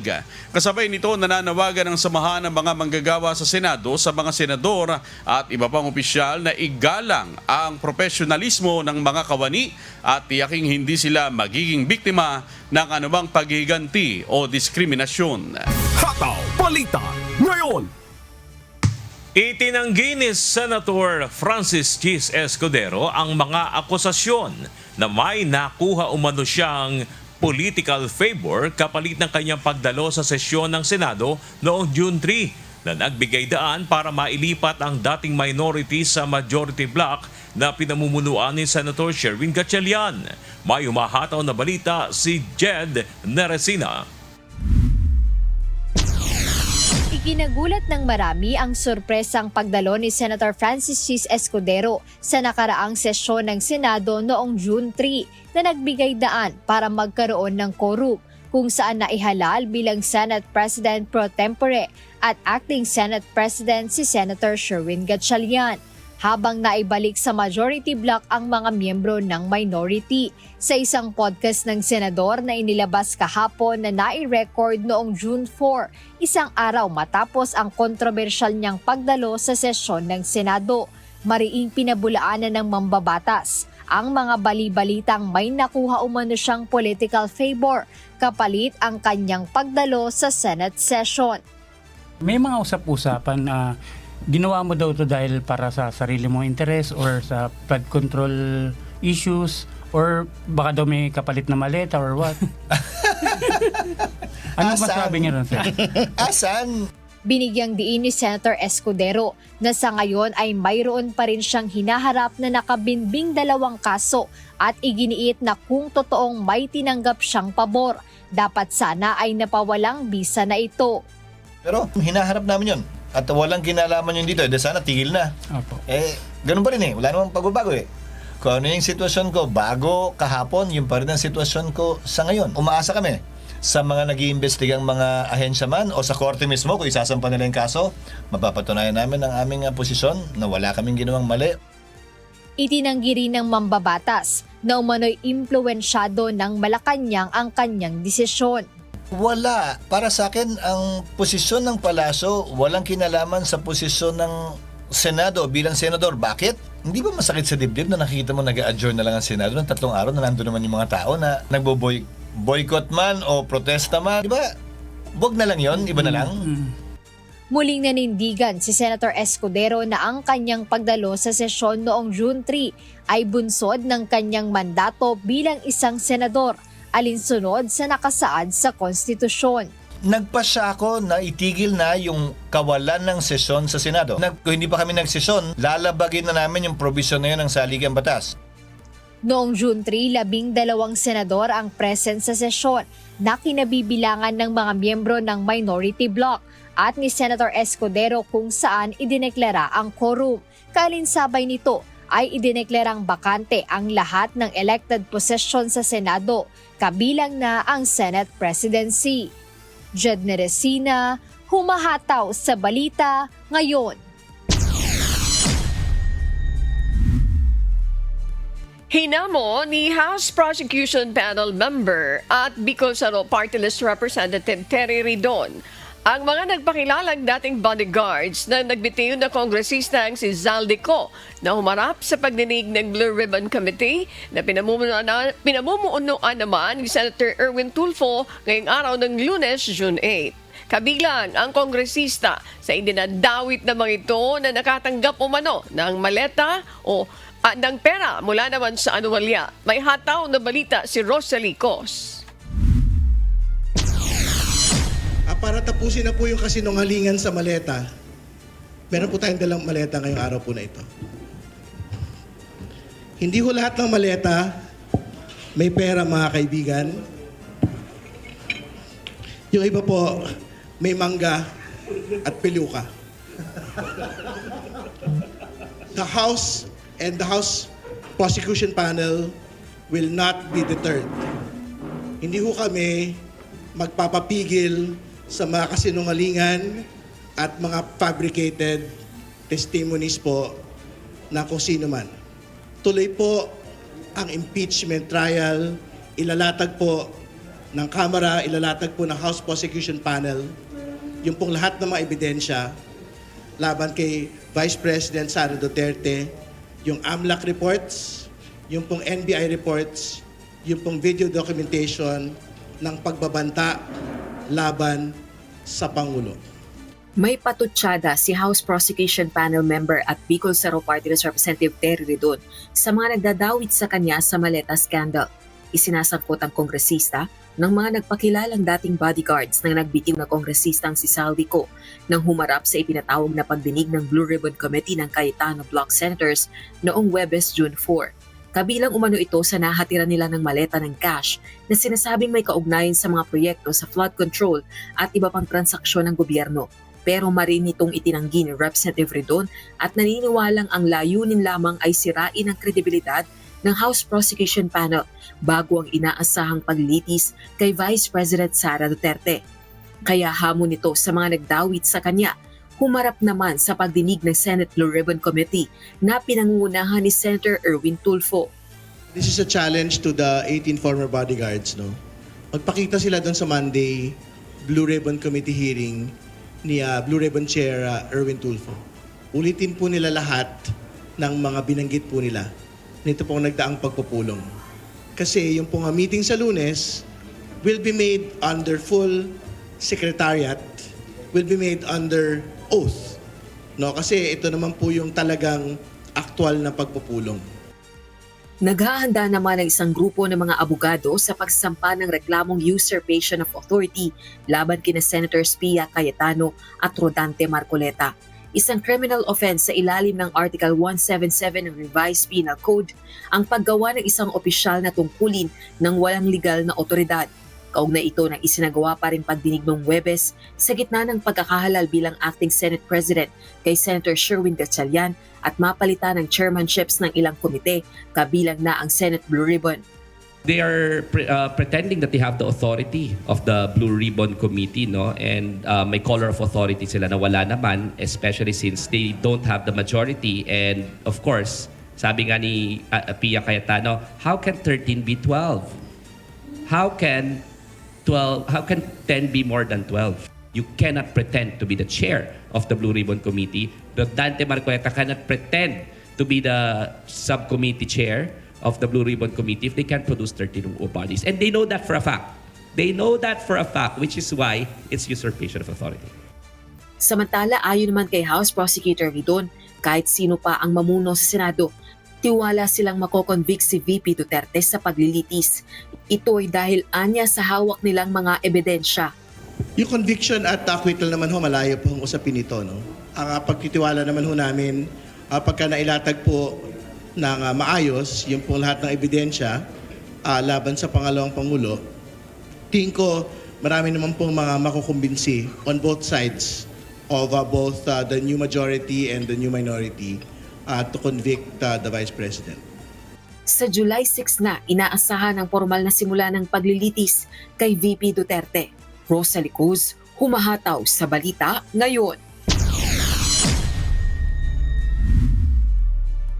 Muling nagpaalala ang pamunuan ng pambansang pulisya sa kanilang mga tauhan na huwag magpaapekto sa ingay ng politika. Ito na lamang anyang atensyon sa mandato at pagsisilbi sa bayan. Si Lea Ilagan, humahataw. Manatiling walang kinikilingan sa politika. Ito ang paalala ni PNP Chief Police General Jose Melencio Nartates Jr. sa mga tauhan at opisyal ng PNP. Ayon kay General Nartates, iwasan ang pagpo-post sa social media ng kanilang mga saloobin o opinyon sa gitna na nagpapatuloy na ingay sa politika. Aniya, makaaapekto sa imahe ng organisasyon ang anumang komento at pagpapahayag ng sariling opinyon kaya't sarilinin na lamang ito. Payo pa ng pinuno ng PNP sa mga pulis, manatiling apolitikal sa lahat ng oras at pagtuunan na lamang ng pansin ang mandato sa pagsiserbisyo sa publiko. Bagamat dapat igalang ang karapatan ng bawat isa na ipahayag ang kanilang paniniwala at opinyon, binigyang diin ni General Nartates na hindi ganap na tinatamasa ng mga unipormadong tauhan, kabilang ang mga pulis, ang ganitong kalayaan dahil sa organisasyong kanilang kinakatawan na maaaring madamay sa anumang kontrobersya o usapin. Ang paalalang ito ay nakatuon din sa mga pulis na aktibo sa paggawa ng content para sa social media. Sa kasalukuyan kasi, napupuno ang social media ng mga komentaryong pampolitika at karamihan sa mga vlogger at content creator ay pumapanig sa mga nagaganap ngayon sa isyong pampolitika. Lea Ilagan, humahataw sa balita ngayon. Regional News.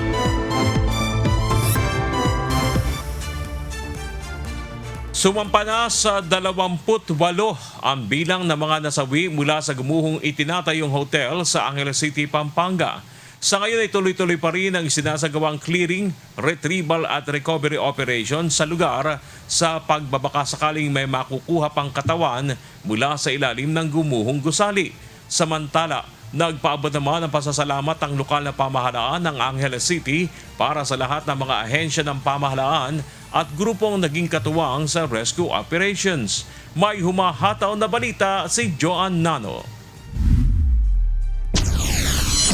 Isa pang labi ang matagumpay na nailabas ng mga rescuer mula sa gumuhong itinatayong hotel sa Angeles City sa Pampanga noong Sabado ng gabi, June 6.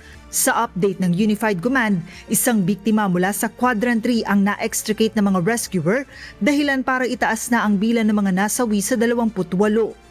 Samantala, bagaman maulan itong weekend, tuloy-tuloy pa rin ang isinasagawang clearing, retrieval at recovery operations sa collapse site sa Barangay Balibago. Ayon sa team ng Department of Public Works and Highways o DPWH, tinatayang nasa 45% na ng mga debris sa collapse site ang tapos ng maklear, habang patuloy na pinalalawak ang access route sa loob ng Ground Zero. Isinagawa rin kahapon ng PNP Scene of the Crime Operatives o SOCO ang 3D scanning at forensic documentation sa collapse site. Ayon sa mga otoridad, malaking tulong ang teknolohiyang ito sa masusing pagdodokumento sa lugar. Partikular na ang pangangalap ng mga ebidensya para sa isinasagawang investigasyon kaugnay ng insidente. Samantala, nagpaabot naman ng taus-pusong pasasalamat ang pamunuan ng lokal na pamahalaan ng Angeles City sa lahat ng mga ahensya ng pamahalaan, responders, K9 units, medical team at humanitarian partners na naging katuwang sa isinasagawang search, rescue at retrieval operation sa gumuhong gusali. At kabilang sa kinilala ng pamahalaang lungsod ang pakikipagtulungan at suporta ng UNTV News and Rescue Team. Ayon sa LGU, sa pamamagitan ng malasakit at dedikasyon ng bawat isa ay naging mas matatag at organisado ang pagtugon sa pangangailangan ng mga naapektuhan ng trahedya. Joan Nano, humahataw sa balita ngayon.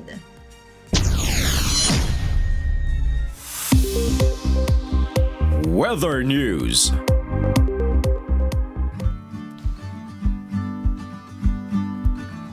Alamin ang magiging lagay ng panahon sa iba't ibang bahagi ng bansa ngayong araw ng Lunes, June 8, 2026. Panoorin po natin ang update mula sa Pag-asa Weather Forecasting Center. Magandang umaga po sa ating lahat. Narito ang ating weather update para sa araw ng Lunes, June 8, 2026. Wala naman tayong minomonitor na anumang bagyo or low pressure area sa loob at labas ng ating Philippine Area of Responsibility. Pero patuloy pa rin ang pag-iral ng southwest monsoon or habagat na bahagyang humina at dito na lamang umiiral sa western section ng northern at central Luzon. Sa nalalabing bahagi naman ng ating bansa, localized thunderstorm ang inaasahan natin na magdadala ng mga panandaliang buhos ng pag-ulan lalo na sa hapon at sa gabi.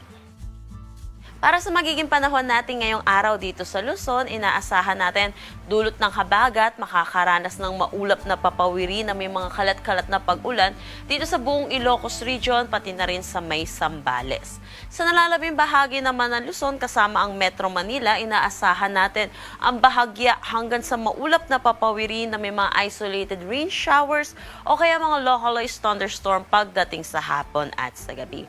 Kung mapapansin po natin, nag-announce na po tayo ng pag-umpisa po natin ng tag-ulan pero nakakaranas pa rin tayo ng mga init at maalinsangan na tanghali hanggang hapon sa mga laking bahagi po ng ating bansa. Yun po ay dahil meron po tayong tinatawag na monsoon break or kung minsan humihina po yung epekto ng habagat at sa ilang bahagi lamang po ng ating bansa ito nakakaapekto. Pero kahit dahil po nasa panahon po tayo ng tag-ulan, malaki pa rin po ang posibilidad ng mga localized thunderstorm pagdating sa hapon at sa gabi. So ugaliin po natin i-check ang social media pages ng Pag-asa hinggil sa nilalabas po natin thunderstorm advisory at magdala po tayo lagi ng payong.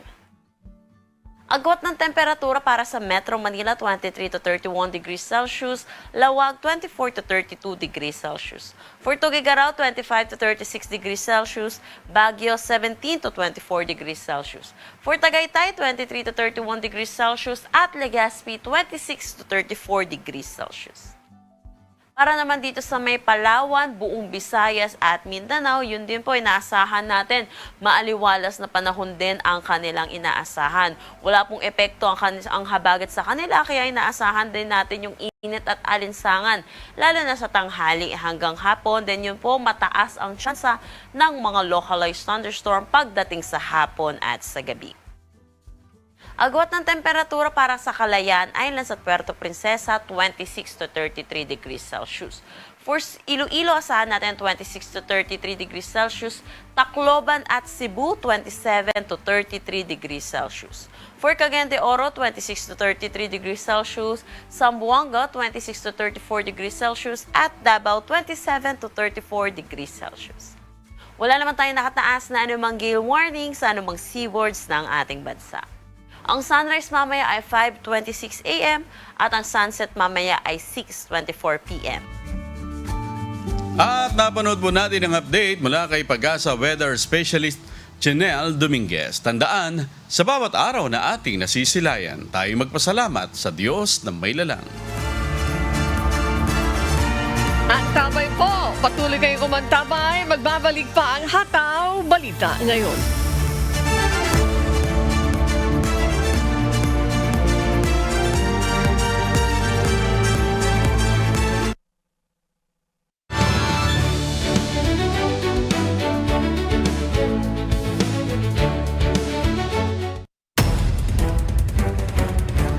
Sa bawat oras, bawat pangyayari, ang balita ay mahalaga. Anumang issue, anumang krisis o sakuna, ang inyong mga tagapagbalita. Sandigan at maaasahan. Ito ang balita. Subok na ng panahon sa paghahatid ng tapat at makabuluhang impormasyon. Mas pinalawak, mas pinalakas. Ito ang balita. May text ka ba na nanalo ka raw ng malaki? O kaya naman may parcel pero wala ka namang in-order? Mag-ingat! Mas matalino na ang mga scammers ngayon. Gumagamit sila ng mga peking links upang nakawin ang iyong ipon, maging ang personal mong impormasyon. Hinto, mag-isip bago mag-click. Huwag na huwag ibibigay ang iyong password, OTP o bank details kahit kanino. Kapag too good to be true, siguradong scam yan. Protektahan ang sarili online. Isang paalala mula sa hintilang ito.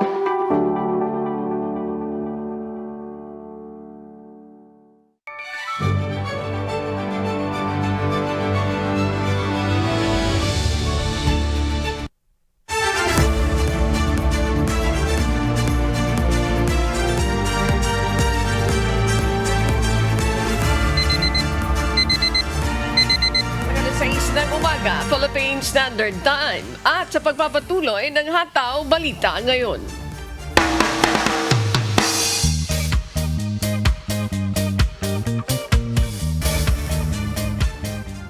Balik eskwela na ngayong araw ng Lunes, June 8 ang milyong-milyon mga mag-aaral sa basic education level. Sa President Corazon Aquino Elementary School sa Quezon City, dagsana ang mga estudyante na excited sa back to school matapos ang bakasyon. Mula sa Quezon City, may hataw na balita si Ivan Alvarez live. Live report. Ivan, kumusta ang sitwasyon ng balik eskwela dyan sa President Corazon Aquino Elementary School? Good morning, Annie. Tuloy-tuloy nga na nagdadatingan itong mga estudyante na kabilang sa morning class dito sa President Corazon Aquino Elementary School sa Quezon City at kasalukuyan silang nagsasagawa ngayon ng flag ceremony. Bago pa pumutok ang araw ay mayroon ng mga estudyanteng hinatid ng kanilang mga magulang dito sa President Corazon Aquino Elementary School. Isa ito sa paaralan sa Quezon City na may pinakamaraming populasyon. Ayon kay Dr. Jerry Ferrer Isip, principal ng paaralan, aabot ng 8,500 ang kanilang enrollees ngayong school year. Punso dito ng mga karagdagang transferees na mga estudyante mula sa ibang paaralan na nag-relocate dahil sa kamakailang sunog na nangyari sa Pinyahan sa Quezon City. Nakahanda naman ang 112 classrooms kung saan 45 sa mga ito ang hinati sa dalawa upang ma-accommodate ang dami ng mga estudyante. 2 shift ang available kung saan ang morning shift ay magsisimula ng 5:45 ng umaga hanggang alas 12 ng tanghali, habang ang panghapon naman ay mula alas 12 ng tanghali hanggang alas 6 ng hapon. May pasok ngayong umaga ang mga kinder at mga mag-aaral sa grade 2, grade 4 at grade 6. Kaugnay nito, handa na rin ang mga teachers para sa bagong in-implement na 3-term academic calendar ngayong school year pagkatapos dumaan sa mga orientation at training ngayong bakasyon. Samantala, pinaalalahanan din ang mga magulang na may mga maliliit na estudyante pagdating sa posibleng separation anxiety ng mga bata. Hiningi na ang mga numero ng mga magulang sakaling kailanganin ng mga guro. At noon pa mang brigada eskwela ay napaalalahanan na kung paano nila po pwedeng i-encourage ang kanilang mga anak na pumasok sa eskwelahan. Tumatanggap rin ang President Corazon Aquino Elementary School ng mga late enrollees para sa mga estudyante na hindi pa rin nakakapag-enroll dahil sa iba't ibang kadahilanan. Ani, nandito tayo ngayon sa labas ng President Corazon Aquino Elementary School. Medyo mabigat yung daloy ng trapiko dahil mayroon pang mga dumadating o mayroon pang mga humahabol na mga magulang, bitbit ang kanilang mga anak at meron ding mga service vehicles na bitbit yung mga estudyante. Meron ding mga nakaantabay na mga traffic enforcers mula sa Quezon City Local Government Unit upang masiguro na tuloy-tuloy pa rin at maayos sa mga kadaan yung mga sasakyan dito sa bahagi ng kalsada kung saan maraming mga estudyante pa rin ang patuloy na nagsisidatingan. Yan muna ang update mula dito sa Quezon City. Balik sa inyo dyan, Annie. Maraming salamat, Ivan Alvarez. Mula po dyan sa President Corazon Aquino Elementary School, Quezon City. Hataw Balita ngayon. Ngayong pasukan, nananatiling kulang pa rin ang mga silid-aralan sa Bolo National High School sa isla ng Masbate. Ito'y kahit pa gumawa na ng makeshift classroom ang pamunuan ng eskwelahan. At mula sa Masbate City, may hataw na balita si Jerry Galicia live. Live report. Magandang umaga, Jerry. Nasa ilang mga classroom pa ba ang kulang dyan sa Bolo National High School? Yes, amigo, magandang umaga. Ayon sa pamunuan ng Bolo National High School, may 17 mga classroom ang available. Pero 7 naman ang hindi na magagamit ng mga estudyante at mga guro ngayong unang araw ng pasukan.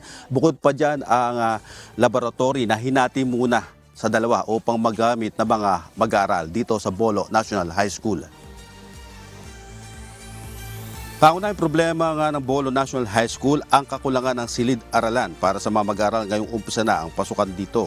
Hanggang ngayon kasi hindi pa nakukumpuni o napapalitan ang buong bubong ng mga classroom na nasa 2nd floor.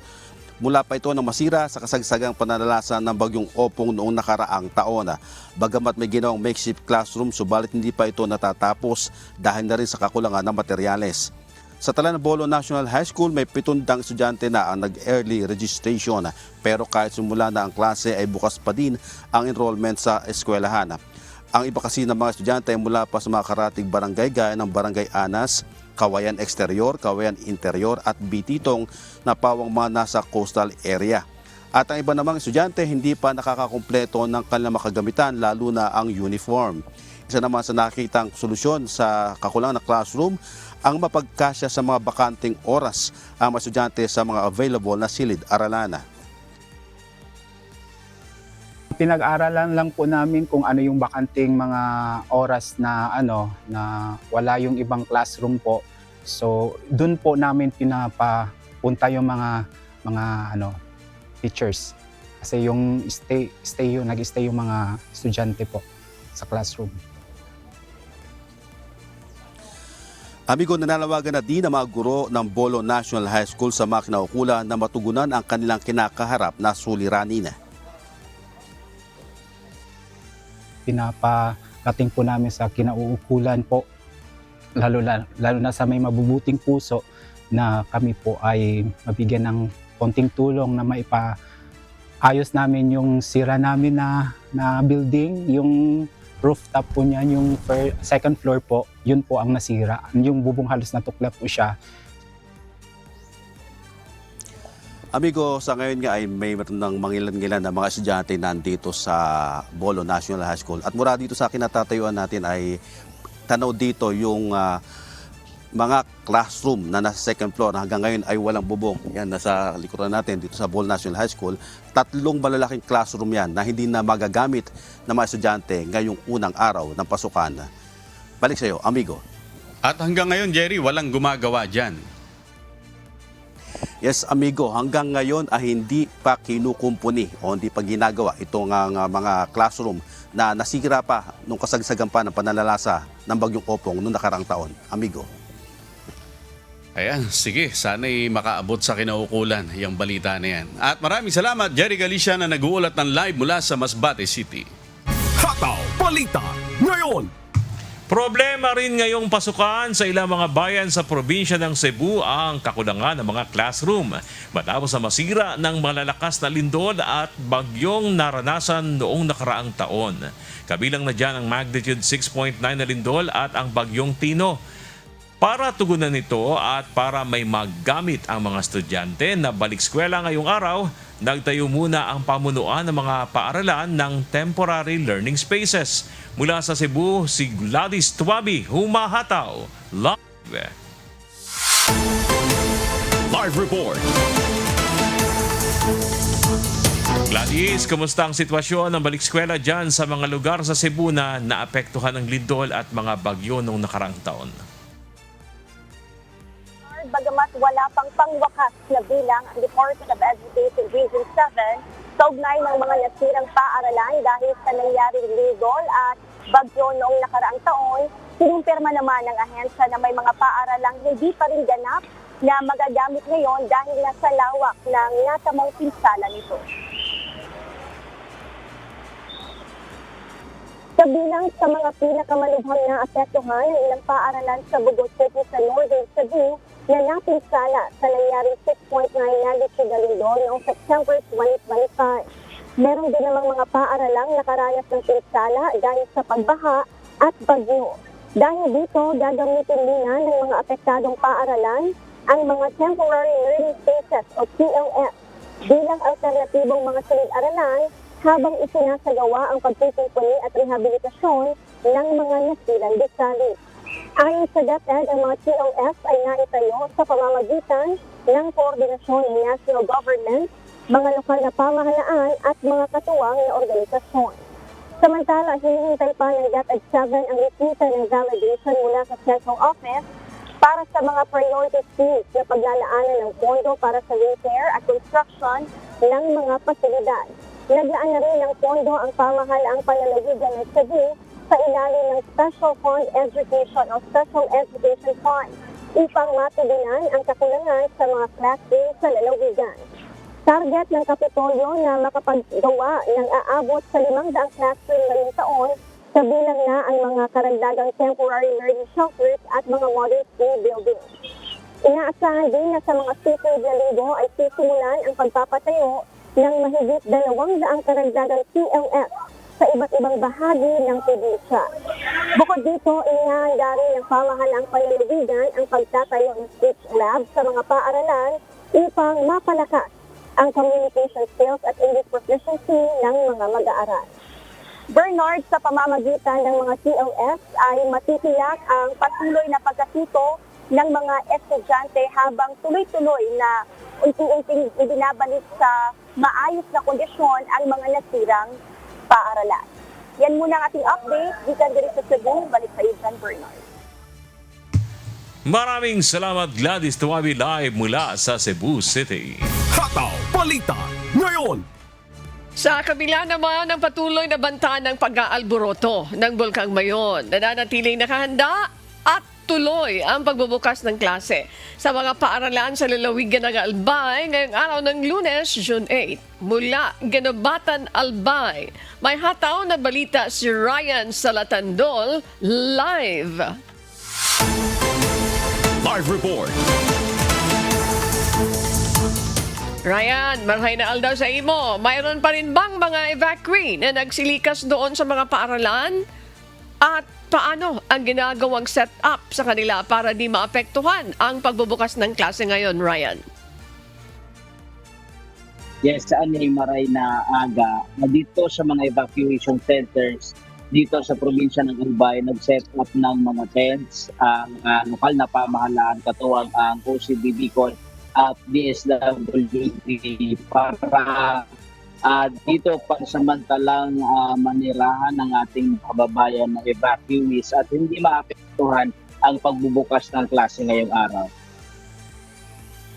Ani nakahanda ang Department of Education Region 5 sa pagbubukas ng klase school year 2026 at 2027 ngayong araw sa mga paaralan sa buong Bicol, partikular dito sa probinsya ng Albay. Ito ay sa kabila ng mataas na ipinapakitang abnormalidad ng Bulkang Mayon simula noong January 2026 na nakaapekto sa libu-libong mamamayan at maging sa mga mag-aaral sa lalawigan. Matatandaan na sa unang mga linggo ng pag-alburuto ng Mayon, nagpalikas ang lokal na pamahalaan ng Albay sa mga residente nasa loob ng 6-kilometer permanent danger zone at nailikas ang mga ito sa ilang mga paaralan sa probinsya.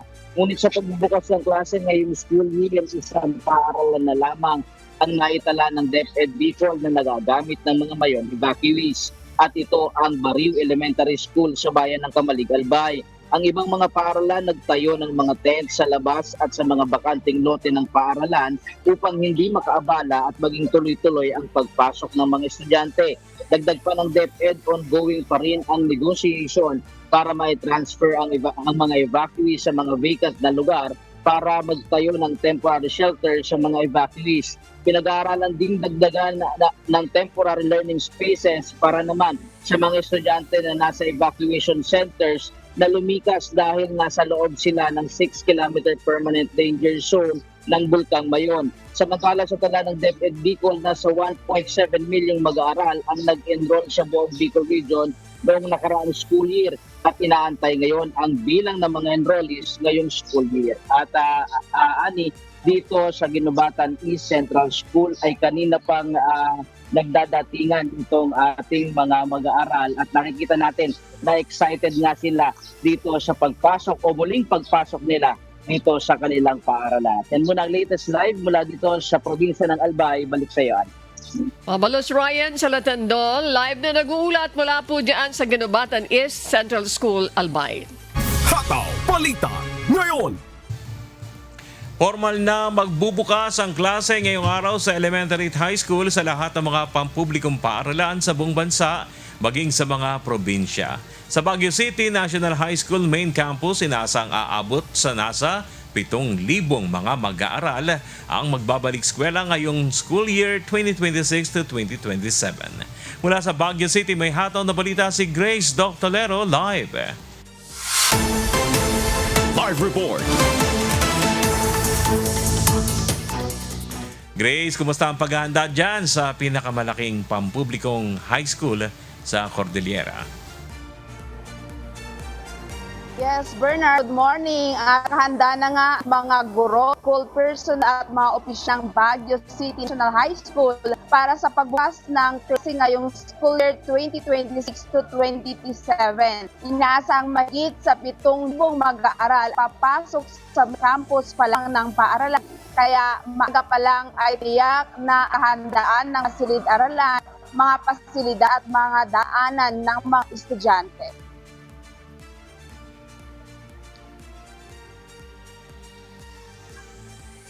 Habang sa mga pinag-uunan ng paalan ang maas na pagpasok ng mga mag-aaral sa mga gate, panatili na ayusan sa loob ng campus at pagtitiyak na handa mga guros at tanggap kanilang mga estudyante. Inaanding pagdating ng bagong grade 7 learner na ngayon lamang makaranas ng buhay school. Ang muling babalik sa nilang mga silaralan ang grade 8 hanggang grade 12. Tututukan din ng mga opisyal ang sitwasyon sa paligid ng paaralan dahil karaniwang sumisikip ang daloy ng trapiko sa mga oras ng pagpasok at pag-uwi sa ng mga mag-aaral. Nakahanda rin ang mga security personnel at mga katuwang na ahensya upang masiguro ang kaligtasan at kaayusan sa loob at labas ng campus sa unang araw ng klase. Samantala, umaasa ang pamunuan ng paaralan na magiging maayos, ligtas at organisado ang pagbubukas ng klase sa kabila ng malaking bilang ng mga mag-aaral na papasok ngayong taon. Kilala ang Baguio City National High School bilang pinakamalaking pampublikong high school sa Cordillera. Kaya malaki ang hamon sa pamunuan nito tuwing pasukan upang matiyak ang maayos, ligtas at maayos sa pagpasok ng libo-libong mag-aaral.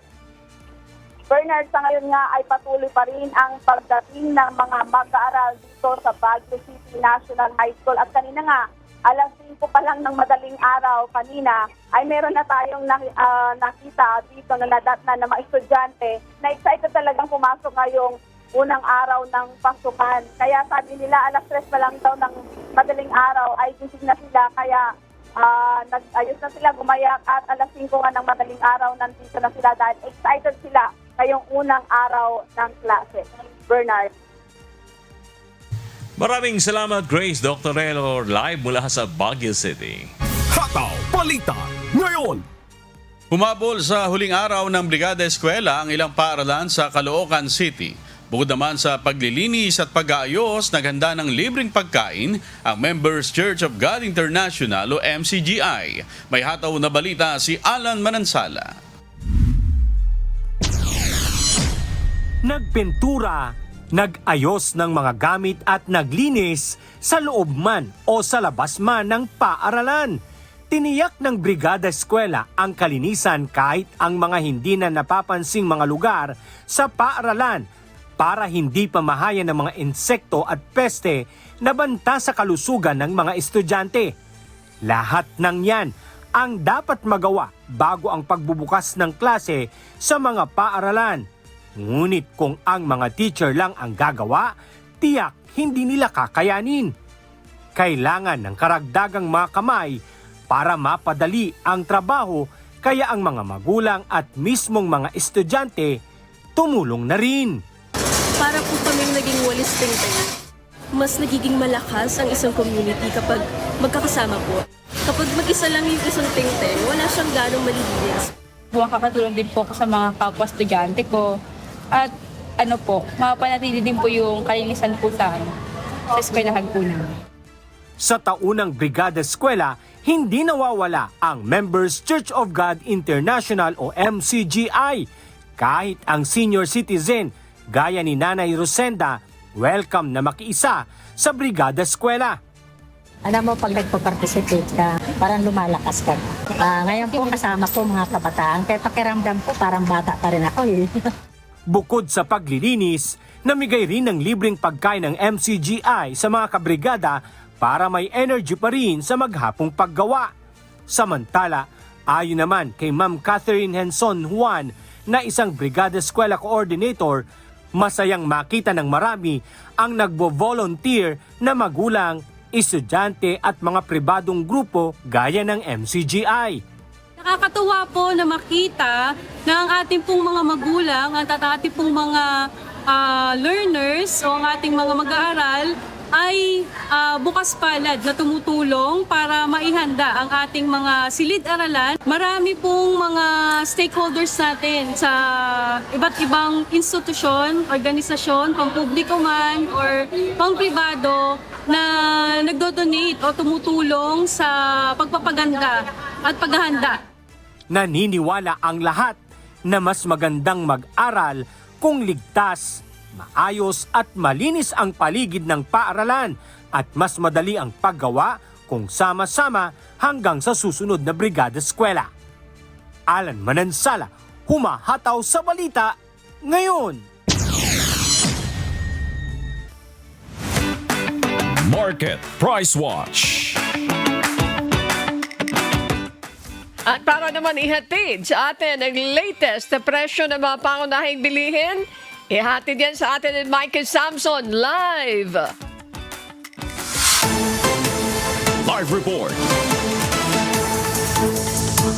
Good morning, Mikey!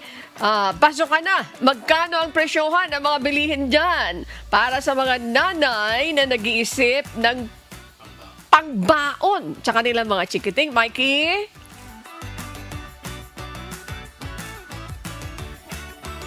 Good morning, Ma'am Annie, at good morning din sa ating mga kasangbahay. At nandito nga po tayo ngayon sa Blumentritt Market para muli ay mag-update ng prices ng mga kasambahay patungkol sa mga pangunahin nating bilihin kagaya na lamang ng isda, gulay at karne. At ngayong araw nga din po ang unang araw ng pasukan sa school ng ating mga kasangbahay na students. Kaya naman sigurado ng ating mga mommies and students ay busy sa pag-aasikaso para sa pagpasok sa paaralan. Pero baka naman ang ating mga mommies ay nagnanais na pumunta ng market para naman sa pagbaon ng kanilang mga anak. Narito po ang mga presyo mula sa Blumentritt Market. Umpisahan na po natin mula sa itlog. Ito po ang madalas na ipambaon ng ating mga nanay dahil madaling lutuin.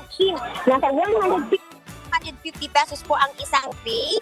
Ang isda naman po, sa mga isda naman po, ang tilapia ay nagkakalaga ng 140 pesos. Ang bangus ay nasa 200 pesos. Ang galunggong ay nasa 160 sa kilo. Ang pampano naman, per kilo niyan ay nasa 400. Ang tawilis ay nasa 140 per kilo. Ang alumahan ay nasa 360 ang isang kilo. Ang hasa-hasa per kilo ay nasa 400. Para naman sa ating mga gulay, ang carrots ay nagkakahalaga ng 120 pesos. Ang pipino naman at ang patatas ay parehong nasa 100 ang bawat kilo. Ang repolyo naman po ay nasa 60 pesos per kilo. Ang kalamansi ay nasa 100 pesos per kilo. Ang sayote ay nasa 80 pesos. Ang Baguio beans naman ay nagkakahalaga ng 160 pesos per kilo. Ang talong ay nasa 70 pesos per kilo. Ang ampalaya at ang sibuyas ay pareho pong nagkakahalaga ng 100 bawat kilo. Ang okra naman ay nagkakahalaga ng 10 piso ang bawat tali. At ang kangkong ay nagkakahalaga ng 15 pesos per tali. Para naman po sa ating mga baboy, ang pata ay nasa 290 per kilo. Ang pork kasim ay nasa 320. Gayon din ang pork pige at ang pork chop. Pare-pareho po yan na nasa 320 pesos per kilo. Ang yempo naman po ay nasa 370 per kilo. Ang paa naman po ng manok ay nasa 180 pesos per kilo. Ang wings ay nasa 220 pesos per kilo. Ang quarter legs ay nasa 200 pesos. At ang whole dressed chicken ay nagkakalaga ng 190 pesos per kilo. Yan po ang mga prices mula dito sa Blumentritt Market.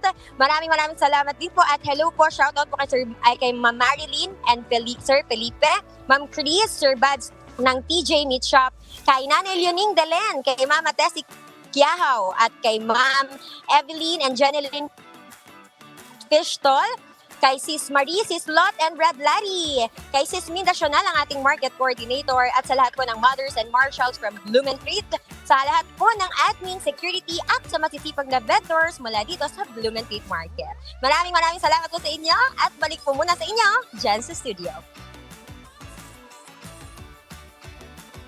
Maraming salamat, Mikey Samson, mula dyan sa Blumentritt Market, Manila. At sa aming ibabahaging mga salita ng Diyos na ating sandigan, mula sa Mateo Kapitulo 7, talatang 12. Kaya nga, lahat ng mga bagay na ibig ninyong sa inyo'y gawin ng mga tao, gawin naman ninyo ang gayon sa kanila, sapagkat ito ang sakautusan at ang mga propeta. At yan po ang mga mahataw na balita ngayong umaga ng Lunes, 8 sa buwan ng Hunyo 2026. Ako po inyong amigo, Sherwin Kulubong. Sa ngalan na lahat ng bubuo ng UNTV News and Rescue, UNTV Radio Libertad 1350 at ang ating mga correspondent mula sa Pilipinas at sa iba't ibang panig ng mundo. Ako naman po si Bernard Dadis. At dito po sa UNTV at UNTV Radio La Verdad 1350, Diyos ang aming sandigan. Serbisyo publiko ang aming pinahalagahan. Ako naman po si Annie Rantoy. Standby, susunod na po ang Good Morning Kuya. Salamat po sa Diyos at magandang umaga.